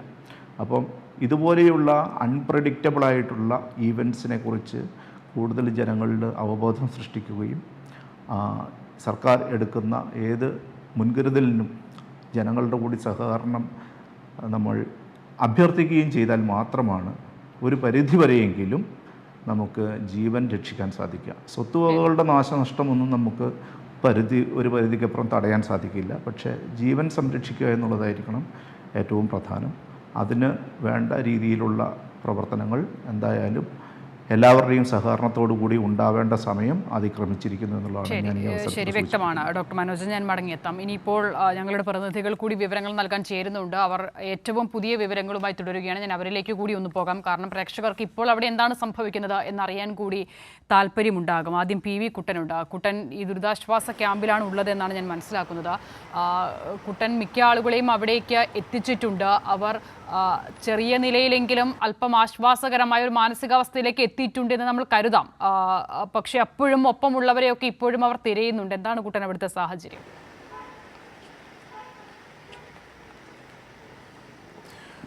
സിത, വളരെ സങ്കടകരമായ സാഹചര്യങ്ങളാണ് ഇവിടെ നമുക്ക് കാണാൻ വേണ്ടി സാധിക്കുന്നത്. 45 ദുരിതാശ്വാസ ക്യാമ്പുകളാണ് ഈ മേപ്പാടി ഭാഗത്ത് തന്നെ സർക്കാർ ആരംഭിച്ചിരിക്കുന്ന വിവിധ സ്കൂളുകളിലും മറ്റ് ആരാധനാ കേന്ദ്രങ്ങൾ ഉൾപ്പെടെ ഇപ്പോൾ ദുരിതാശ്വാസ ക്യാമ്പുകളായും താൽക്കാലിക ആശുപത്രികളായും ഒക്കെ പ്രവർത്തിക്കുകയാണ്. 3500-ലധികം പേരെയാണ് ഇവിടേക്ക് മാറ്റിയിരിക്കുന്നത്. ഇപ്പോഴും ഈ ദുർഘടമായ കാലാവസ്ഥയുള്ള സമയത്ത് പോലും വളരെ സജീവമായ രീതിയിൽ രക്ഷാപ്രവർത്തനം പുരോഗമിക്കുന്നുണ്ട്. സന്ധ്യയോടുകൂടി തന്നെ ഈ ചൂരൽമലയിൽ നിന്നും അപ്പുറത്തേക്കുള്ള മുണ്ടക്കയിലേക്കുള്ള പാലം തകർന്നിരുന്നു. ആ പാലം ഒരു താൽക്കാലിക പാലം നിർമ്മിച്ചാൽ മാത്രമേ അവിടെ നിന്നും ആൾക്കാരെ ഇങ്ങോട്ടേക്ക് മാറ്റാൻ വേണ്ടി പറ്റുകയുള്ളൂ. ആ പാലം നിർമ്മിക്കുന്ന പ്രവൃത്തി നടക്കുന്ന അതിന് സമാന്തരമായിട്ട് തന്നെ ആംബുലൻസ് എത്തിക്കൊണ്ട് അവിടെ നിന്നും ആൾക്കാരെ പരിക്കേറ്റവരെയൊക്കെ എയർലിഫ്റ്റിംഗ് നടത്തി ആ ഒരു ശ്രമം ദുഷ്കരമായ സാഹചര്യത്തിൽ പോലും ആ ശ്രമം വിജയിച്ചിട്ടുണ്ട്. അതോടൊപ്പം ഇപ്പോൾ താൽക്കാലിക പാലം ഉണ്ടാക്കിക്കൊണ്ട് അതിലൂടെ ആൾക്കാരെ ഇങ്ങോട്ടേക്ക് എത്തിക്കുന്നതിനുള്ള അതിതീവ്രമായ ശ്രമങ്ങളാണ് ഇപ്പോൾ നടക്കുന്നത്. ആ ഘട്ടത്തിൽ തന്നെയാണ് രാവിലെ മുതൽ തന്നെ വിവിധ ദുരിതാശ്വാസ ക്യാമ്പുകളിലേക്ക് ഇത്തരത്തിൽ ആൾക്കാർ എത്തുന്നത്. നമ്മൾ അവരോടൊക്കെ സംസാരിച്ചപ്പോൾ വളരെ സങ്കടകരമായ, അതായത് ഇന്നലെ വരെ അല്ലെങ്കിൽ ഇന്ന് പുലർച്ചെ വരെയൊക്കെ കൂടെ ഉണ്ടായിരുന്ന ആൾക്കാർ ആളുകളെ ഈ ദുരന്ത മേഖലയിൽ നിന്ന് മാറ്റുന്ന പ്രക്രിയ ഇപ്പോഴും തുടരുന്നുണ്ടല്ലേ? ഇപ്പോൾ രാത്രി ആയിട്ടുണ്ട്, ഇരുട്ടാണ്, മഴയുണ്ട്, അപ്പോഴും ഈ ദൗത്യം തുടരുക തന്നെയാണല്ലേ?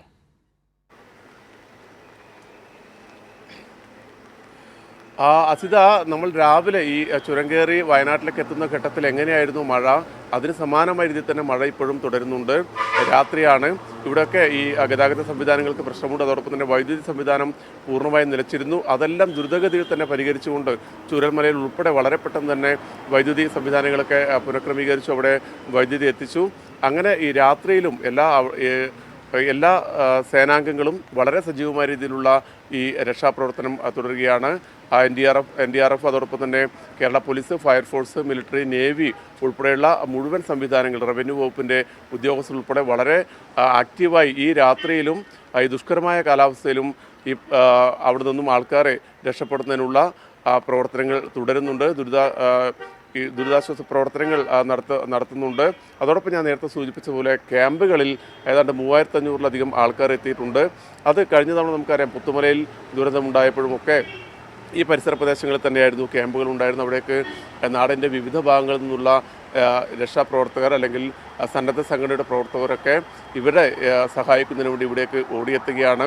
ക്യാമ്പുകളിലേക്കുള്ള അവശ്യ വസ്തുക്കളൊക്കെ കളക്ട് ചെയ്യുന്നതിന് നേരത്തെ തന്നെ മുഖ്യമന്ത്രിയൊക്കെ ആഹ്വാനം ചെയ്തിരുന്നു. ആ ആഹ്വാനം അനുസരിച്ചുകൊണ്ട് തന്നെ പല കേന്ദ്രങ്ങളിൽ നിന്നും പല പ്രദേശങ്ങളിൽ നിന്നും വലിയ രീതിയിലേക്ക് ഇവിടേക്കുള്ള ആൾക്കാർക്കുള്ള സഹായങ്ങൾ എത്തിക്കൊണ്ടിരിക്കുന്നുണ്ട്. അസിത, ശരി, PV കുട്ടനാണ് ദുരിതാശ്വാസ ക്യാമ്പിലെ വിവരങ്ങൾ പങ്കുവച്ചത്. അനൂപ് KR കൂടി ഉണ്ട്. അനൂപ്, അല്പസമയം കൂടി അനൂപ് ദയവായി തുടരണം. ഞാൻ അനൂപിലേക്ക് വരാം. അതിനു മുൻപ് ഞാൻ ശ്രീ KT കുഞ്ഞിക്കണ്ണനിലേക്ക് ഒരിക്കൽ കൂടി പോകുന്നു. ശ്രീ KT, വയനാടിനെ സംബന്ധിച്ച് ഇപ്പോൾ ഈ മെഡിക്കൽ കോളേജ് പോലുള്ള ആശുപത്രികളുടെയൊക്കെ ബുദ്ധിമുട്ട് നമുക്കറിയാവുന്നതാണ്. പക്ഷേ ഏറ്റവും ആശ്വാസകരമായ രീതിയിൽ നമ്മൾ വാർത്തകളിൽ കാണുന്നത് താൽക്കാലിക ആശുപത്രി സംവിധാനങ്ങൾ പോലും അവിടെ ഒരുങ്ങുന്നുണ്ട് പരിക്കേറ്റവരെയൊക്കെ എത്തിക്കാൻ എന്നുള്ളതാണ്. ഏറ്റവും സങ്കടകരം ഈ പുഴയിലൂടെ ഒഴുകി വന്ന മൃതദേഹങ്ങളാണ്. അത് ശരീരാവശിഷ്ടങ്ങൾ എന്ന് മാത്രം പറയാവുന്ന തരത്തിലാണ് പലതും ഉള്ളത്. അപ്പോൾ അതൊക്കെ എത്തിക്കുക, ഇപ്പോൾ പോസ്റ്റ്മോർട്ടം നടപടികൾ പലയിടത്തും പുരോഗമിക്കുന്നുണ്ട്. അപ്പോൾ അതിൽ ആശുപത്രി സംവിധാനം ഏറ്റവും പ്രധാനമാണ്. താൽക്കാലിക ആശുപത്രികളടക്കം ഏത് നിലയിലാണ് അവിടെ സർക്കാരിൻ്റെ ക്രമീകരണങ്ങൾ ഒരുങ്ങുന്നത്? അത് അങ്ങ് എങ്ങനെയാണ് മനസ്സിലാക്കിയിരിക്കുന്നത്?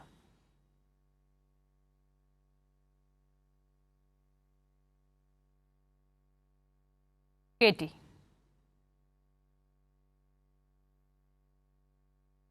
ഞാൻ KT കുഞ്ഞിക്കണ്ണനിലേക്ക് മടങ്ങി വരാം. അനൂപ് KRലേക്ക് വീണ്ടും പോകുന്നു. അനൂപ്, പലയിടത്തും ഇപ്പോൾ വൈദ്യുതി ബന്ധമൊക്കെ പുനഃസ്ഥാപിക്കാനായിട്ടുണ്ട് എന്നുള്ളത് രക്ഷാദൗത്യത്തിനും ഒപ്പം തന്നെ ക്യാമ്പുകളിൽ എത്തിയിട്ടുള്ളവർക്കുമൊക്കെ ആശ്വാസകരമായ വാർത്ത തന്നെ നൽകുന്നതാണ്. ഇപ്പോൾ ഞാൻ ശ്രീ KT കുഞ്ഞിക്കണ്ണനോട് ചോദിക്കാൻ ശ്രമിച്ചത് ഈ ആശുപത്രിയുമായി ബന്ധപ്പെട്ട സംവിധാനങ്ങളാണ്. കൂടുതൽ ആളുകളെ ആശുപത്രിയിലേക്ക് മാറ്റേണ്ട സാഹചര്യമൊക്കെ ഉണ്ട്. അത്തരം കാര്യങ്ങൾ എങ്ങനെയാണ് അനൂപ് അവിടെ ക്രമീകരിക്കുന്നത്?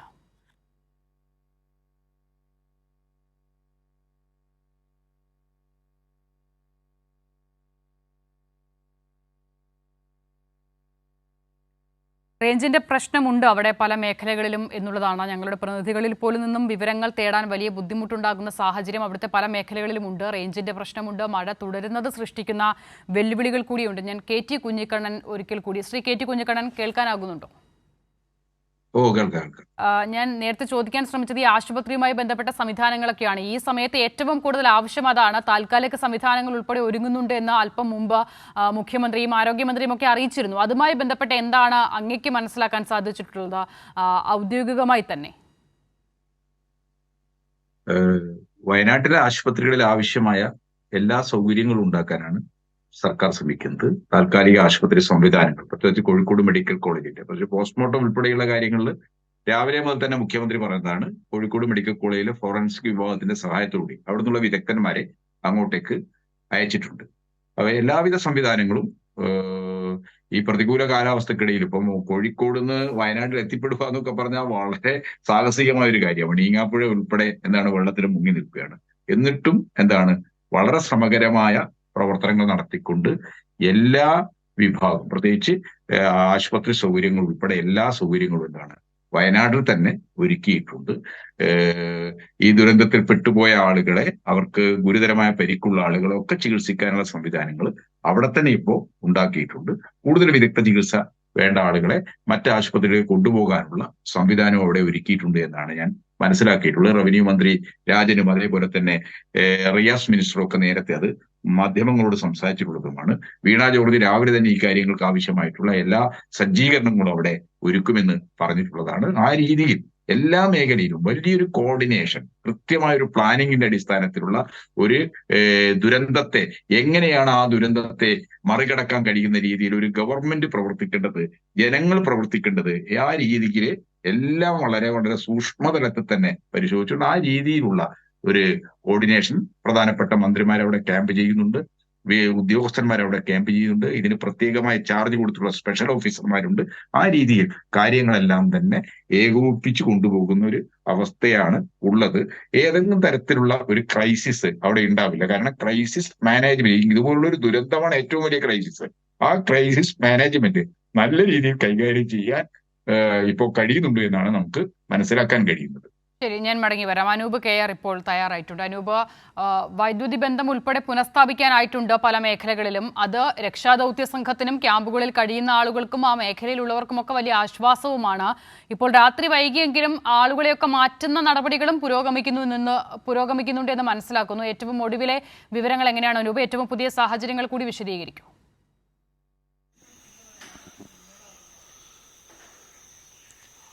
സൈന്യം പൂർണ്ണമായും രക്ഷാപ്രവർത്തനം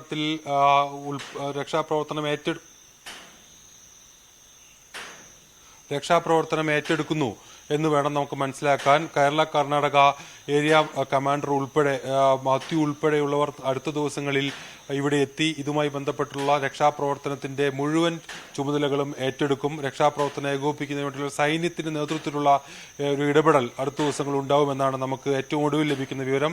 ഇന്നു തന്നെ വിവിധ സേനാ വിഭാഗങ്ങൾ ഈ സ്ഥലത്തെത്തി. പ്രധാനമായും ഒരു തടസ്സമുണ്ടായിരുന്ന ഈ ചൂരൽമലയിൽ നിന്ന് മുണ്ടക്കയിലേക്ക് പ്രവേശിക്കുന്ന ഈ സ്ഥലം, ആ പാലം ഒലിച്ചു പോയിരുന്നു. അവിടെ ഒരു താൽക്കാലിക പാലം സജ്ജീകരിച്ചാണ് ഇന്ന് വൈകിട്ട് പ്രധാനമായും മുണ്ടക്കയിൽ നിന്ന് ചൂരൽമലയിലേക്ക് അവിടെ കുടുങ്ങിപ്പോയ ആളുകളെ എത്തിച്ചത്. ഏതായാലും ആ ശ്രമം ഇപ്പോഴും തുടരുകയാണ്.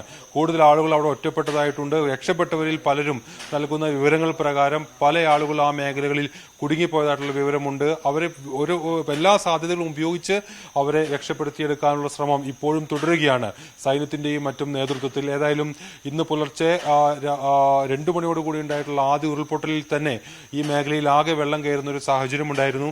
അപ്പോൾ തന്നെ രക്ഷാപ്രവർത്തനം നടത്താൻ ജില്ലാ ഭരണകൂടത്തിനും മറ്റുമായി കൂടുതൽ ആളുകളെ രക്ഷപ്പെടുത്താനായി. അത് വൈകുന്നേരം വരെ തുടർന്നു. നിരവധി ആളുകളുടെ കാര്യം നമ്മൾ മുൻപ് പറഞ്ഞിരുന്നല്ലോ. അപ്പോൾ അവരെ പുറത്തെത്തിക്കുക എന്നുള്ളത് വലിയ ദൗത്യമാണ്. സൈന്യം അതിന് ശ്രമിക്കുന്നുണ്ടായിരുന്നു. ആ രക്ഷാദൗത്യം, ഈ റിസോർട്ടിലുള്ളവരെ പൂർണ്ണമായും മറുകരയിൽ എത്തിക്കുക എന്നുള്ളത് പൂർത്തിയായിട്ടുണ്ടോ? വകുപ്പ് സജ്ജീകരിച്ചിട്ടുണ്ട്. അവിടേക്ക് ആളുകളെ എത്തിക്കുന്നു. അതോടൊപ്പം മേപ്പാടിയിലെ സ്വകാര്യ ആശുപത്രിയും കൽപ്പറ്റയിലെ വിവിധ സ്വകാര്യ ആശുപത്രികളിലും ഒക്കെയായി ആളുകളെ അവിടേക്കെല്ലാം കൊണ്ടുപോകുന്നത് ഇപ്പോഴും തുടരുകയാണ്. ഏതായാലും എല്ലാ സാധ്യതകളും ഉപയോഗിച്ചുകൊണ്ട് ശേഷിക്കുന്ന ഓരോരുത്തരെയും രക്ഷപ്പെടുത്താനുള്ള ഞാൻ ചോദിക്കാൻ ശ്രമിച്ചത് റിസോർട്ടിൽ, ഇവിടെ ഒരു റിസോർട്ടിൽ കുറെ ആളുകൾ കുടുങ്ങിക്കിടക്കുന്നുണ്ടായിരുന്നു. സൈന്യം എത്തുന്നതോടുകൂടി കുറച്ച് ആളുകളെ നമ്മൾ മറുകരയിലേക്ക് എത്തിക്കുന്നത് കണ്ടു. ഈ പാലമൊക്കെ അതിന് സഹായകരവുമായിരുന്നു. അവരെ പൂർണ്ണമായും മറുകരയിലേക്ക് എത്തിക്കാൻ സാധിച്ചിട്ടുണ്ടോ അനൂപ്? അതെ, പൂർണ്ണമായും എത്തിക്കാൻ സാധിച്ചിട്ടില്ലെങ്കിലും പ്രാഥമികമായി അവിടെ പെട്ടെന്ന് ചികിത്സ ആവശ്യമുള്ള, അടിയന്തരമായി ചികിത്സ ആവശ്യമുള്ള പലരെയും നേരത്തെ എയർഫോഴ്സിന്റെ ഉൾപ്പെടെ ഹെലികോപ്റ്റർ എത്തി അവിടെ നിന്ന് സുരക്ഷിത സ്ഥാനങ്ങളിലേക്ക് ആശുപത്രികളിൽ കൊണ്ടുപോകുന്ന ഒരു സാഹചര്യം ഉണ്ടായിരുന്നു. അതോടൊപ്പം NDRFന്റെ സംഘം നേരത്തെ തന്നെ എത്തി അവിടെ നിന്ന് ആളുകളെ സുരക്ഷിത സ്ഥാനങ്ങളിലേക്ക് മാറ്റി. അതിപ്പോഴും തുടരുന്നു. ഏതായാലും കുടുങ്ങിക്കിടക്കുന്ന ഒരു ആശങ്കയുയർത്തുന്ന സാഹചര്യം ഏതായാലും നേരത്തെ നമ്മൾ പറഞ്ഞിട്ടുള്ളൂ. അവിടെ കുടുങ്ങിക്കിടക്കുന്ന ആളുകൾ അവരെ രക്ഷപ്പെടുത്താൻ അവിടേക്ക് എത്താനുള്ളൊരു സംവിധാനം, അവിടേക്ക് എത്താനുള്ള സമയം വൈകുന്നതെല്ലാം നമ്മൾ നേരത്തെ പറഞ്ഞിരുന്നെങ്കിൽ ആ ഒരു സാഹചര്യമില്ല. കഴിഞ്ഞ ഏതായാലും മണിക്കൂറുകളായി അവരെല്ലാം ആ മേഖലകളിൽ നിന്ന് മാറ്റാനുള്ള ശ്രമങ്ങൾ നടക്കുകയാണ്. അത് ഏതാണ്ട് പൂർത്തീകരിക്കാനും അല്പസമയത്തിനകം സാധിക്കുമെന്നാണ് നമുക്ക് മനസ്സിലാക്കാൻ സാധിക്കുന്നത്. ആ രീതിയിലാണ് രക്ഷാപ്രവർത്തനങ്ങൾ ഈ മേഖലയിൽ പുരോഗമിക്കുന്നത്. കൂടാതെ തന്നെ ഇപ്പോൾ നമുക്ക് ഈ പാലം ഒരു പ്രധാന തടസ്സമായിരുന്നു. അവിടെ താൽക്കാലിക പാലം സൈന്യം സജ്ജീകരിച്ചിട്ടുണ്ട്. അത് ഇവരെ മാറ്റുന്നതിന് സഹായകമായിട്ടുണ്ട്. അതോടൊപ്പം തന്നെ മറ്റു മാർഗങ്ങൾ ഉപയോഗിച്ചുകൊണ്ട് പ്രാദേശികമായുള്ള രക്ഷാപ്രവർത്തകർ അവിടെ നിന്ന് ആളുകളെ സുരക്ഷിത സ്ഥാനങ്ങളിലേക്ക് മാറ്റുന്ന ഉൾപ്പെടെ അത്തരം പ്രവർത്തനങ്ങൾ നടക്കുന്നുണ്ട്. ഏതായാലും നമുക്ക് ഒരു ഉയർന്ന മരണസംഖ്യയാണ് ഒരു ആശങ്കയുയർത്തുന്ന സാഹചര്യം. അതോടൊപ്പം ഇനി ഈ ഘട്ടത്തിൽ അറിയാനുള്ള മറ്റൊരു കാര്യം, ഈ കണ്ടെത്താനുള്ള ആളുകളുടെ നമ്പറുമായി ബന്ധപ്പെട്ടാണ്. പലപ്പോഴും പലയിടങ്ങളിൽ നിന്നും വരുന്ന ആളുകളാണ് ഞങ്ങളുടെ കൂടെയുള്ള മറ്റുള്ളവരെ കൂടി ഇനിയും കണ്ടെത്താനുണ്ട് എന്നുള്ള വിവരം കൈമാറുന്നത്. അപ്പോൾ അത് ആ നിലയിൽ അത് എങ്ങനെയാണ് അനൂപ്? എത്ര പേരെ ഇനിയും കണ്ടെത്താനുണ്ട് എന്നുള്ളതിൽ വ്യക്തതയുണ്ടോ? ഇനിയിപ്പോൾ നാളെ രാവിലെ മുതലുള്ള ദൗത്യം അവരിലേക്ക് കൂടി എത്തുക എന്നുള്ളതാണല്ലോ. അപ്പോൾ അതിനെ സംബന്ധിച്ചൊരു ആക്ഷൻ പ്ലാൻ സർക്കാരിന്റെ കയ്യിലുണ്ടോ? ഈ സന്നദ്ധ സംഘടനകളുടെ, സന്നദ്ധ സേവകരുടെ കയ്യിലുണ്ടോ? അതെങ്ങനെയാണ്? തീർച്ചയായും ഈ രക്ഷാപ്രവർത്തന പദ്ധതി സംബന്ധിച്ചൊരു രൂപരേഖ ആദ്യം മുതൽ തന്നെ ജില്ലാ ഭരണകൂടം തയ്യാറാക്കിയിരുന്നു. അതിന്റെ അടിസ്ഥാനത്തിലാണ് ഏതെല്ലാം മേഖലകളിൽ എവിടങ്ങളിലെല്ലാം ആളുകൾ കുടുങ്ങിക്കിടക്കുന്നുണ്ട്, കാണാതായിട്ടുണ്ട് എന്നത് സംബന്ധിച്ചൊരു അനുമാനം അല്ലെങ്കിൽ അത്തരത്തിലുള്ള ചില പരിശോധന ജില്ലാ ഭരണകൂടം നടത്തി വന്നിരുന്നത്. ഏതായാലും ഇപ്പോൾ കാണാതായവരെ സംബന്ധിച്ചുള്ളൊരു വിവരം നമുക്ക് പ്രാദേശികമായി മനസ്സിലാക്കാൻ സാധിക്കുന്നത് ഏതാണ്ട് ഒരു 100-ലധികം പേർ ഇപ്പോൾ. ശരി അനൂപ്, തുടരുക. ഞാൻ അനൂപിലേക്ക് മടങ്ങി വരാം. ഇപ്പോൾ റവന്യൂ മന്ത്രി കെ രാജൻ കൈരളി ന്യൂസിനോടൊപ്പം ചേരുകയാണ്. മിനിസ്റ്റർ ഒരുപാട് സമയമായി ശ്രമിക്കുന്നുണ്ടായിരുന്നു. മിനിസ്റ്ററെ, ഏറ്റവും പ്രധാനമായി രക്ഷാദൗത്യവുമായി ബന്ധപ്പെട്ട ഏറ്റവും ഒടുവിലത്തെ വിവരങ്ങൾ അറിയുക എന്നുള്ളതാണ്. ഔദ്യോഗികമായി തന്നെ താങ്കളിലൂടെ, താങ്കൾ ഉൾപ്പെടുന്ന സർക്കാർ സംവിധാനത്തിലൂടെ അറിയുക എന്നുള്ളത് ആളുകളെ സംബന്ധിച്ചിടത്തോളം ആശ്വാസകരമാണ്. അതൊന്ന് വിശദീകരിക്കാമോ മിനിസ്റ്റർ? പൂർണ്ണമായിട്ട് ഞങ്ങൾ രക്ഷാദൗത്യത്തിനിടയിലായിരുന്നു. അതുകൊണ്ടായിരിക്കും ഫോണിൽ കണക്ട് ചെയ്ത് കിട്ടാത്തതിന്റെ പ്രശ്നങ്ങൾ. ഇപ്പൊ നമ്മൾ അവസാനം പ്രത്യേക DSCയും NDRFും നമ്മുടെ ഫയർഫോഴ്സും ചേർന്ന് താൽക്കാലികമായി തയ്യാറാക്കിയിട്ടുള്ള ഒരു പാലത്തിലൂടെ 486 ആളുകളെ പുറത്തേക്ക് കൊണ്ടുവരാൻ കഴിഞ്ഞു എന്നുള്ളതാണ് അവസാനത്തെ കണക്ക്. ഞങ്ങൾ മന്ത്രിമാരുടെ സംഖ്യ ഇവിടെ വരുമ്പോൾ സങ്കീർണമായ പ്രശ്നങ്ങളിൽ ഓരോന്നോരോന്നായി പ്രയോറിറ്റി അടിസ്ഥാനത്തിൽ എടുക്കണമെന്നാണ് നമ്മൾ നിശ്ചയിക്കുന്നത്. അപ്പോ പലങ്ങളിലായി കിടക്കുന്നു എന്ന വാർത്ത കിട്ടി. 4 പ്രധാന കേന്ദ്രങ്ങൾ, ഈ പറയുന്ന മുണ്ടക്കയും മസ്ജിദും ബംഗ്ലാവും അതുപോലെ തന്നെ റിസോർട്ടും, ഇങ്ങനെ കേന്ദ്രീകരിച്ചാണ് ഏറ്റവും കൂടുതൽ ആളുകൾ സംഘടിതമായിട്ട് നിൽക്കുന്നത് എന്ന് മനസ്സിലാക്കാൻ കഴിഞ്ഞു. NDRFന്റെ സംഘത്തെയും പ്രാദേശികവാസികളെയും റോപ്പിലൂടെ നമുക്ക് അകത്തേക്ക് കടത്താൻ കഴിഞ്ഞു. പക്ഷെ അതിനെ തിരിച്ചു കൊണ്ടുവരിക എന്നുള്ളത് വളരെ പ്രയാസകരമായ കാര്യമായിരുന്നു. നമുക്ക് രാവിലെ തന്നെ ബഹുമാനപ്പെട്ട മുഖ്യമന്ത്രി ഇടപെട്ട് സിലൂരിൽ നിന്ന് നമുക്ക് ഹെലിക്രാഫ്റ്റിന് വേണ്ടിയിട്ടുള്ള പിന്നെ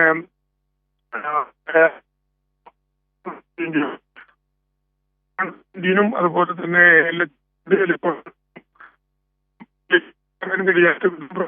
കഴിയായിരുന്നു. പിന്നെ NDRFന്റെ ടീമുകൾ, DSC, ആർമി, നമ്മുടെ ഫയർ റെസ്ക്യൂ, പോലീസ്, പ്രാദേശികമായിട്ടുള്ള രക്ഷാപ്രവർത്തകർ, മൊത്തത്തിലുള്ള മിനിസ്റ്റർ, ശബ്ദം പൂർണ്ണതോതിൽ കേൾക്കാൻ സാധിക്കുന്നില്ല. അങ്ങ് തന്നെ ആദ്യം സൂചിപ്പിച്ചതുപോലെ റേഞ്ചിന്റെ പ്രശ്നമാണ് എന്നാണ് കരുതുന്നത്. അത് അങ്ങനെ തന്നെ ആയിരിക്കും. മഴയൊക്കെ തുടരുന്നുണ്ടല്ലോ മിനിസ്റ്റർ. എങ്കിലും ഒരിക്കൽ കൂടി ശ്രമിക്കുകയാണ്. ഇപ്പോൾ ഈ പാലവുമായി ബന്ധപ്പെട്ട കാര്യം, അതാണ് ഈ മണിക്കൂറിൽ ഏറ്റവും ആശ്വാസകരമായി നമ്മൾ കേൾക്കുന്നത്. മിനിസ്റ്റർ, അതൊരു ബെയിലി പാലമാണോ മിനിസ്റ്റർ? കൂടുതൽ അല്ല, ബെയിലി പാലത്തിന് വേണ്ടി നേരത്തെ നമ്മൾ പറഞ്ഞ മൈസൂർ എഞ്ചിനീയറിംഗ് ഗ്രൂപ്പ് ഇപ്പോ അതിന്റെ പരിശോധന നടത്തി വരികയാണ്. എന്നാൽ താൽക്കാലികമായി അവിടെ നിന്ന് ആളുകളെ ഷിഫ്റ്റ് ചെയ്യാൻ കഴിയുന്ന വിധത്തിൽ ജില്ലാ ഭരണകൂടത്തിന്റെ നിർദ്ദേശപ്രകാരം ഒരു പാലം ഉണ്ടാക്കി റോപ്പിലൂടെ 5 മിനിറ്റിൽ ഒരാൾ മാത്രമേ നമുക്ക് പുറത്തേക്ക് എത്തിക്കാൻ പറ്റിയിരുന്നുള്ളൂ. ഇത് വന്നതോടുകൂടി വലിയ നമ്പർ ആളുകളെ ബൾക്കായി നമ്മുടെ എല്ലാ സുരക്ഷാ സംവിധാനങ്ങളും ചേർത്ത് പിടിച്ച് കൈപിടിച്ച് ആ വലിയ വെള്ളത്തിന്റെ പിന്നെ അപകടത്തെ അതിജീവിച്ചുകൊണ്ട് പുറത്തേക്ക് കിടക്കാൻ കഴിഞ്ഞു എന്നുള്ളതാണ് ഈ ഘട്ടത്തിൽ നമുക്ക് ഏറ്റവും ആശ്വാസകരമായിട്ടുള്ളത്. ഒരു കാര്യം, 486 ആളുകളെ പുറത്തു കൊണ്ടുവരാൻ നമ്മുടെ ദുരന്ത നിവാരണ പ്രവർത്തനങ്ങൾക്ക് സാധിച്ചിട്ടുണ്ട് എന്നുള്ളതാണ് ഒരു പ്രധാനപ്പെട്ട കാര്യം. തീർച്ചയായും ആ നമ്പർ വളരെ പ്രധാനപ്പെട്ടത് കൂടിയാണ്. മിനിസ്റ്റർ, മറ്റൊരു കാര്യം, ഇപ്പോൾ അങ്ങ് സൂചിപ്പിക്കുന്നത് പോലെ ഈ പാലവുമായി ബന്ധപ്പെട്ട് മറുകരയിലുള്ള ആളുകളെ കൂടുതലായി എത്തിക്കുന്നു. അവിടെ എല്ലാ മേഖലകളിലും കുടുങ്ങിയിരിക്കുന്ന ആളുകളെ സ്പോട്ട് ചെയ്യാൻ നമുക്കിപ്പോൾ സാധിച്ചിട്ടുണ്ടോ? അല്ല, ഇപ്പോ നമുക്ക് രാത്രിയിലും പ്രാദേശികവാസികൾ ഉൾപ്പെടെയുള്ള ഒരു സംഘം അതിനകത്തേക്ക് പോയിരിക്കുകയാണ്. ബന്ധപ്പെട്ട കേന്ദ്രങ്ങൾ ഉണ്ടോ എന്നറിയാൻ.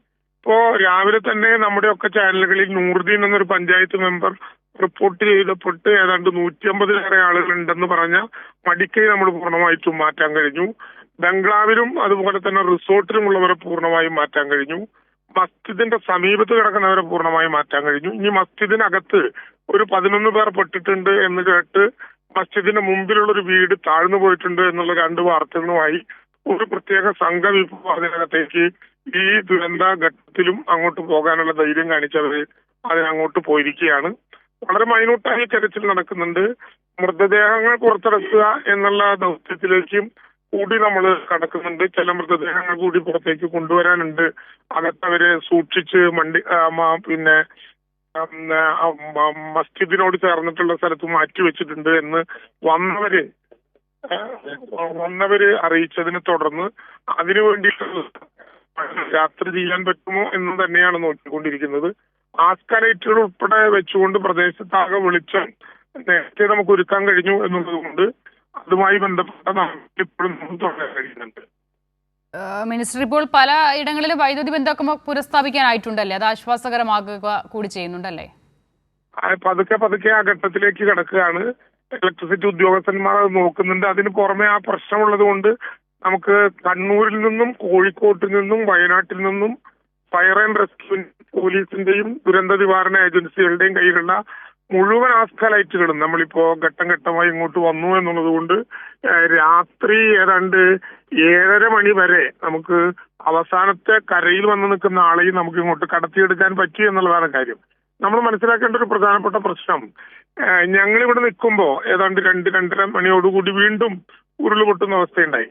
സ്വാഭാവികമായിട്ടും ഇന്ന് അതിനകത്താളുകൾ ഈ ഇങ്ങനെ പുറത്ത് ആളുകളുമായി വിളിച്ചു ബന്ധപ്പെടുന്നവർ അകത്തുണ്ടായാൽ അതൊരു വലിയ സിറ്റുവേഷൻ, പാനിക് ആയിട്ടുള്ള ഒരു സിറ്റുവേഷൻ ഉണ്ടായിരിക്കും എന്നുള്ള പിന്നെ യാഥാർത്ഥ്യത്തിൽ നിന്നുകൊണ്ടാണ് അവരെ പൂർണ്ണമായി വൈകുന്നേരത്തോടെ പുഴയുടെ മറുകരയിലേക്ക് എത്തിക്കാനും അവിടെ നിന്ന് ഈ പ്രത്യേക പാലത്തിന്റെ കൂടി സൗകര്യത്തോടെ പുറത്തേക്ക് എടുക്കാനും വേണ്ടി കഴിഞ്ഞിട്ടുള്ളത്.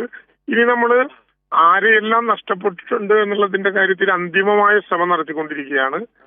ഇപ്പോ ക്യാമ്പിൽ വന്നവരുടെ പേരുകൾ കൂടി ആളുകൾ അറിഞ്ഞാൽ മാത്രമേ എത്ര പേർ ഇനി കാണാതായിട്ടുണ്ട്. അതൊരു വലിയ ശ്രമകരമായിട്ടുള്ള ഒരു കാര്യമായിരിക്കും അല്ലെ മിനിസ്റ്റർ ഈ ഘട്ടത്തിൽ? ഇപ്പോൾ അങ്ങ് സൂചിപ്പിച്ചൊരു പ്രധാനപ്പെട്ട കാര്യമുണ്ടല്ലോ, ആളുകളെ മറുകരയിൽ എത്തിക്കുമ്പോൾ കൂടുതൽ മനുഷ്യരെ കാണുന്നു എന്നുള്ളത് അവർക്കും അത് നൽകുന്ന ഒരു മാനസികമായ ഒരു ധൈര്യം കൂടിയുണ്ട്. പക്ഷെ അതിനൊക്കെ അപ്പുറമാണ് അവരുടെ ഒപ്പമുള്ളവരെ കൂടി കണ്ടെത്തുക. മിനിസ്റ്റർ നോക്കൂ, ഈ ഘട്ടത്തിൽ ഇപ്പോൾ മരണസംഖ്യ സംബന്ധിച്ച്, പരിക്കേറ്റവർ സംബന്ധിച്ച്, കണ്ടെത്താനുള്ളവരെ സംബന്ധിച്ച് ഒരു കണക്ക് നമ്മുടെ കയ്യിലുണ്ടോ? ലഭ്യമാകുന്നുണ്ടോ? തീർച്ചയായിട്ടും ആ കണക്കുകളുണ്ട്. പക്ഷെ ആ കണക്കുകൾ ഒരു കൃത്യരൂപം ഉണ്ടായതിനു ശേഷം സർക്കാർ ഔദ്യോഗികമായി പ്രസിദ്ധീകരിക്കും. ആ വിവരങ്ങൾ നമ്മുടെ കയ്യിലുണ്ട്. ഇപ്പൊ നമ്മുടെ മുമ്പിലുള്ള പ്രശ്നം, ഈ രക്ഷാദൗത്യ പ്രവർത്തനങ്ങളുടെ ഒന്നാമത്തെ ലക്ഷ്യമായിരുന്നത് ഈ ദുരന്തത്തിൽ കേരളത്തിൽ ഇതുവരെ കണ്ടിട്ടില്ലാത്ത വിധം വലിയൊരു ദുരന്തം ഉണ്ടായി. നമുക്ക് മറ്റു നിവൃത്തികളില്ല. പക്ഷേ ജീവിച്ചിരിക്കുന്നതും നമ്മുടെ സഹായത്തോടു കൂടി രക്ഷപ്പെടുത്താവുന്നതുമായ അവസാനത്തെ ആളെയും രക്ഷപ്പെടുത്തുക എന്നുള്ളതായിരുന്നു ആ പ്രവർത്തനം. ഇന്ന് യഥാർത്ഥത്തിൽ NDRF-ഉം ഫയർ ആൻഡ് റെസ്ക്യൂവും ആർമിയും ഒക്കെ ചേർന്ന് പ്രാദേശിക പ്രവർത്തകരുടെ പ്രത്യേകമായ ഇടപെടലിന്റെ അടിസ്ഥാനത്തിൽ കഴുത്തോളം വരെ ചെളിയിൽ ഇറങ്ങി നിന്ന ആളുകളെ പോലും കിടന്നും വടം കെട്ടിയും ശരീരത്തിലൂടെ വലിച്ചു കയറ്റിയും ഒക്കെ രക്ഷപ്പെടുത്തിയ ധാരാളമായ അനുഭവങ്ങളും അതിന്റെ ഭാഗമായിട്ടുള്ള ചിത്രങ്ങളും രക്ഷാപ്രവർത്തകർ പുറത്തേക്ക് വിടുമ്പോൾ സത്യത്തിൽ നമ്മൾ ഈ ദുരന്ത നിവാരണ പ്രവർത്തനങ്ങളെ ഏകോപിപ്പിക്കാൻ നമ്മുടെ സൈന്യവും നമ്മുടെ സുരക്ഷാ സംവിധാനങ്ങളും അതുപോലെ തന്നെ സാധാരണക്കാരായ മനുഷ്യരും നടത്തുന്ന പ്രയത്നങ്ങൾ അത്ര വലുതായിരുന്നു. ആ പ്രവർത്തനത്തിനാണ് നമ്മൾ മുൻതൂക്കം കണ്ടത്. അപ്പൊ അതുകൊണ്ട് ഇപ്പോ മലപ്പുറത്ത് പ്രയാസകരമാണെങ്കിലും പറയട്ടെ, മലപ്പുറത്ത് ചില മൃതദേഹങ്ങൾ കിട്ടിയതിന്റെ കണക്കും നേരത്തെ കൈരളി പറഞ്ഞിരുന്നു. ആ മൃതദേഹങ്ങളെല്ലാം നാളെ ഇങ്ങോട്ട് കൊണ്ടുവരാൻ വേണ്ടിയിട്ടുള്ള ഒരു ഇടപെടൽ നമ്മൾ നടത്തിയിട്ടുണ്ട്. മൊബൈൽ ഫ്രീസറിൽ വെച്ചുകൊണ്ട് ആംബുലൻസുകൾ അറേഞ്ച് ചെയ്ത് അവിടെയുള്ള മുഴുവൻ മൃതശരീരങ്ങളും ഇങ്ങോട്ട് കൊണ്ടുവരണം എന്നാണ് നമ്മൾ നിശ്ചയിച്ചിട്ടുള്ളത്. അപ്പോ നഷ്ടപ്പെട്ട ആളുകളെ, ജീവിച്ചിരിക്കുന്നവരെയും ഇങ്ങനെ കൊണ്ടുവരേണ്ടി വന്ന നിർഭാഗ്യമുണ്ടായവരെയും ഒക്കെ നോക്കിക്കൊണ്ടു വേണ്ടി വരും. നമുക്ക് ആരൊക്കെ എവിടെയൊക്കെ ഇനിയും കുടുങ്ങി കിടക്കുന്നുണ്ട്, കാണാതായിട്ടുണ്ട് എന്നുള്ള കാര്യങ്ങളിൽ അന്വേഷണം നടത്താൻ നിർത്താതെ ഇപ്പോഴും പ്രാദേശിക നിവാസികളുടെ, അതാണ് അതിൽ ഏറ്റവും പ്രധാനപ്പെട്ട പ്രശ്നം. NDRF-നോ പിന്നെ അതുപോലെ ആർമിക്കോ ഈ പ്രവർത്തനങ്ങളിൽ പിന്നെ എടുത്തു പോവുക എന്നല്ലാതെ അവിടെ ഏക്കുറേറ്റായ ആളുകളെയും സ്ഥലങ്ങളെയും അവിടെ ഉണ്ടായിരുന്ന വ്യക്തികളെയും ഓരോ സ്ഥാപനങ്ങളെയും ഒക്കെ അറിയാവുന്നത് അവിടുത്തെ പ്രാദേശിക പ്രവർത്തകരാണ്. അവരുടെ നിർലോഭമായ പിന്തുണയും ഇടപെടലുമാണ് രക്ഷാപ്രവർത്തനങ്ങൾക്ക് കൂടുതൽ കരുത്തു പകരുന്നത്. ശരി, വളരെ നന്ദി മിനിസ്റ്റർ കെ രാജൻ. ഈ ഘട്ടത്തിൽ ഇത്തരം വിഷയങ്ങൾ ഔദ്യോഗികമായി തന്നെ പങ്കുവച്ചതിന് ഇപ്പോൾ മുഹമ്മദ് റിയാസ് കൂടി ചേരുകയാണ്. മന്ത്രി മുഹമ്മദ് റിയാസ്. മിനിസ്റ്റർ, ഇപ്പോൾ കെ രാജൻ മിനിസ്റ്റർ ചില കാര്യങ്ങൾ വിശദീകരിക്കുന്നുണ്ടായിരുന്നു. അതിന്റെ തുടർച്ചയിൽ ചില കാര്യങ്ങൾ കൂടി അങ്ങിൽ നിന്ന് തേടാനാണ് ശ്രമിക്കുന്നത്. നോക്കൂ, ഇപ്പോൾ ആ പാലം സംബന്ധിച്ച ഒരു ആശങ്ക താൽക്കാലികമായി ഒഴിഞ്ഞിട്ടുണ്ട്. സൈന്യത്തിന്റെ കയ്യിൽ കുറച്ചുകൂടി രക്ഷാപ്രവർത്തനത്തിന്റെ ഒരു കൺട്രോൾ വന്നിട്ടുണ്ട്. ഈ ഘട്ടത്തിൽ നമുക്ക് ആവശ്യമായിരുന്ന എല്ലാ സംവിധാനങ്ങളും ഈ മേഖലയിലേക്ക് എത്തിയിട്ടുണ്ടോ? കേരളം കണ്ടതിൽ അതീവ ദാരുണമായ പ്രകൃതി ദുരന്തങ്ങളിലൊന്നുണ്ട്. ഇതിന്റെ ഒരു ആഘാതം ഞങ്ങളൊക്കെ ഇപ്പോൾ ഇവിടെ ഉണ്ട്, വലിയ നിലയിലാണ്. ഒരുപാട് പേരുടെ ജീവൻ നഷ്ടപ്പെട്ടു. ഉറങ്ങുകയായിരുന്നവർ പെട്ടെന്നാണ് ഈ ദുരന്തത്തിന്റെ ഭാഗമായി മരണം കൊണ്ടുപോയത്. ഒരുപാട് ദുഃഖകരമായ സാഹചര്യമാണ്. എന്നാൽ ഒരുപാട് പേരുടെ ജീവൻ രക്ഷപ്പെടുത്താൻ മറ്റു ഫോഴ്സുകൾ, ആർമി ആയിക്കോട്ടെ, അതുപോലെ NDRF ആയിക്കൊള്ളട്ടെ, അല്ലെങ്കിൽ നേവി വരാൻ വേണ്ടി പോകുന്ന നേവിയുടെ ടീമുണ്ട്, മറ്റു പല ടീമുണ്ട്. ഇവർക്കൊപ്പം നിന്ന് ഇടപെട്ടത് പരിസരവാസികളും അതുപോലെ തന്നെ തൊട്ടടുത്ത ജില്ലകളിൽ നിന്നൊക്കെ ഓടി വന്നിട്ടുള്ള രക്ഷാപ്രവർത്തകരുമാണ്. അതിൽ പരിസരവാസികളുടെ കാര്യം എടുത്തു പറയേണ്ട കാര്യമാണ്. ഓരോ സ്പോട്ടും മനസ്സിലാക്കി ഏകദേശം 500ഓളം പേരുടെ ജീവനാണ്, 484 പേരുടെ ജീവനാണ് രക്ഷപ്പെടുത്തിയത്. ഒരു പാലം നിർമ്മിച്ചു. അതുപോലെ തന്നെ സാധാരണ 5 മണിക്ക് പലയിടങ്ങളിലും രക്ഷാപ്രവർത്തനം അവസാനിക്കുമെങ്കിൽ പ്രത്യേക ലൈറ്റ് സംവിധാനം കൊണ്ടുവന്ന് എല്ലായിടത്തും ലൈറ്റിംഗ് ഫിറ്റ് ചെയ്തു. അതിന്റെ ഭാഗമായി 7:30 മണി വരെ ഞങ്ങളൊക്കെ അവിടെ ഉണ്ടായിരുന്നു. 7:30 മണി വരെ ഈ 484 പേരെ രക്ഷപ്പെടുത്താൻ വേണ്ടിയിട്ടുള്ള പ്രവർത്തനം നടത്തി. ആ 2.5 മണിക്കൂർ നിർണായകമായിരുന്നു. ആ 2.5 മണിക്കൂർ നഷ്ടപ്പെടുകയായിരുന്നെങ്കിൽ ഈ പറയുന്ന 484 പേരിൽ പലരുടെയും കാര്യം വളരെ അപകടകരമാകുവാണ്. എന്നാൽ നല്ല പ്ലാനിങ്ങോടുകൂടി എല്ലാവരും യോജിച്ച് നടത്തിയ പ്രവർത്തനമാണ് ഈ വലിയൊരു നമ്പർ ആളുകളുടെ ജീവൻ രക്ഷപ്പെടുത്താൻ സാധിച്ചു. അവർ രക്ഷപ്പെട്ടു വരുമ്പോൾ അവരുടെ വാക്കുകളും അവരുടെ അനുഭവങ്ങളും മനസ്സിലാക്കുന്ന ഞെട്ടിക്കുന്നതായിരുന്നു. അവരിൽ പലരും രക്ഷപ്പെടുമെന്ന് കരുതിയവരുമല്ല. എന്നാൽ ഈ പറയുന്ന നിലയിലേക്കുള്ള ഒരു ടീം വർക്ക് വലിയൊരു നിലയിൽ ആളുകളെ രക്ഷപ്പെടുത്താൻ സാധിച്ചു. ഇനി കാണാതായവരുണ്ട്, അതുപോലെ ആശുപത്രിയിലുള്ളവരുണ്ട്, ഒരുപാട് പേര് ക്യാമ്പിലുണ്ട്. ഇവരെയൊക്കെ ശ്രദ്ധിക്കാനും ഇടപെടാനാണ് ഇപ്പൊ ശ്രമിക്കുന്നത്. ഇതിൽ ഞങ്ങൾ പ്രാധാന്യം കൊടുത്തത് ആദ്യം സൂചിപ്പിച്ചതുപോലെ പല മേഖലകളിൽ നിന്ന് ആളുകളെ സുരക്ഷിത സ്ഥാനത്തേക്ക് എത്തിക്കാൻ നമുക്ക് സാധിച്ചിട്ടുണ്ട്. ഇനി ഇരുട്ട് നീങ്ങുന്നതോടുകൂടി, അതായത് രാവിലെ ആകുന്നതോടുകൂടി ഏത് നിലയിലാണ്? അതൊരു പുതിയ പ്ലാൻ തയ്യാറാക്കിയാണ് നമ്മൾ മുന്നോട്ട് പോകുക, അതോ ഈ നിലയിൽ തന്നെ കാര്യങ്ങൾ തുടരുക എന്നുള്ളതാണോ നാളെ? അല്ല, ഇതില് നമ്മൾ അറിവിൽ ജീവൻ ഉള്ള ഇവിടെ പെട്ടുപോയ ആളുകളെ ഒക്കെ തന്നെ രക്ഷപ്പെടുത്തി മുന്നോട്ട് പോകാൻ സാധിച്ചിട്ടുണ്ട്. ഇനിയും അതിന്റെ ശ്രമങ്ങൾ നടത്തണം. അതുപോലെ തന്നെ എവിടെയെങ്കിലും മൃതദേഹങ്ങൾ പലയിടങ്ങളിലുമുണ്ട്, അതൊക്കെ തന്നെ കണ്ടെത്തേണ്ടതുണ്ട്. ഇതൊക്കെ തന്നെ ആ നിലയിൽ തന്നെ കാര്യങ്ങൾ ചെയ്തിടപെടും. ഇതിൽ വളരെ പ്രധാനപ്പെട്ട നിമിഷമായിരുന്നു, അല്ലെങ്കിൽ നിർണായക സമയമായിരുന്നു ഈ പറയുന്ന ഇന്നത്തെ ഈ 7:30 മണി വരെയുള്ള രക്ഷാപ്രവർത്തനം. ആ സമയം നല്ല നിലയിൽ നല്ല പ്ലാനിങ്ങോടുകൂടി ഉച്ച മുതലേ ഞങ്ങൾ ഈ സമയം ഒരു 5 മണി കഴിഞ്ഞാൽ വെളിച്ചം പോയി ഇരുട്ടാവുമ്പോൾ ഒരു 4-4:15 ഇരുട്ടാവുമ്പോൾ എന്റെ പ്രയാസമുണ്ടാകും മനസ്സിലാക്കി നടത്തിയ ഒരു പ്ലാനിങ് ഉണ്ട്, ടീം വർക്ക് ഉണ്ട്. ആ ടീം വർക്കിന്റെ ഭാഗമായി അവിടുത്തെ ജനങ്ങൾ നടത്തിയിട്ടുള്ളൊരു ഇടപെടലുണ്ട്. രക്ഷാപ്രവർത്തനത്തിൽ അധികമായിരുന്നു ഒരു സമയത്ത്. എന്നിട്ടും നല്ല നിലയിൽ ഇടപെട്ട് എല്ലാ നിലയിലും ഓരോരുത്തരും അവരവരുടെ ഉത്തരവാദിത്വം വളരെ ഭംഗിയായി നിർവഹിച്ച് മുന്നോട്ട് പോവുകയാണ് ഉണ്ടായത്. ഇനി നാളെ ഉദ്ദേശിക്കുന്ന പ്രവർത്തനങ്ങൾ കൂടി നല്ല നിലയിൽ നടത്തി പോകാൻ സാധിച്ചാൽ ഈ വലിയ ദുരന്തമാണെങ്കിലും ഒരുപാട് പേരുടെ ജീവൻ, ദുരന്തത്തിൽ പെട്ടുപോകേണ്ടവരുടെ ജീവൻ രക്ഷപ്പെടുത്താൻ കൂട്ടായ പ്രവർത്തനത്തിന്റെ ഭാഗമായിട്ട് സാധിക്കും. ബഹുമാനപ്പെട്ട മുഖ്യമന്ത്രി തുടക്കം മുതൽക്ക് ഇതിൽ ഓരോ ഫോഴ്സുകളെയും ബന്ധപ്പെട്ട് വിവിധ മേഖലകളിലുള്ളവരെ കോർഡിനേറ്റ് ചെയ്ത് നടത്തിയ ഇടപെടലുണ്ട്. അവിടെ എല്ലാവരും സഹകരിച്ചു എന്നുള്ളതാണ്. മുഖ്യമന്ത്രി എത്തുക കൂടി ചെയ്യുന്നതോടുകൂടി അല്പം കൂടി അതിനൊരു ചടുലത കൂടി വരും അല്ലേ മിനിസ്റ്റർ? ഇപ്പോൾ അത് ഇല്ല എന്നല്ല, ഇപ്പോൾ താങ്കൾ സൂചിപ്പിച്ചതുപോലെ ആദ്യ മണിക്കൂറുകൾ പ്രധാനമാണ്. അതിൽ ഏറ്റവും നല്ല ഇടപെടൽ നമ്മൾ കണ്ടു, കേരളത്തിന്റെ ഭാഗത്തു നിന്ന് നമ്മളത് കണ്ടു. ഇനിയിപ്പോൾ മുഖ്യമന്ത്രി കൂടി എത്തുന്നുണ്ട് എന്ന് മനസ്സിലാക്കുന്നു അല്ലേ? അങ്ങനെയല്ലേ? മുഖ്യമന്ത്രി എത്തുന്നുണ്ട്. മുഖ്യമന്ത്രി അവിടെ നിന്നുകൊണ്ട് എല്ലാ കാര്യവും ഓരോ സമയത്തും പിടിച്ച് ഇടപെട്ടുകൊണ്ടിരിക്കുകയാണ്.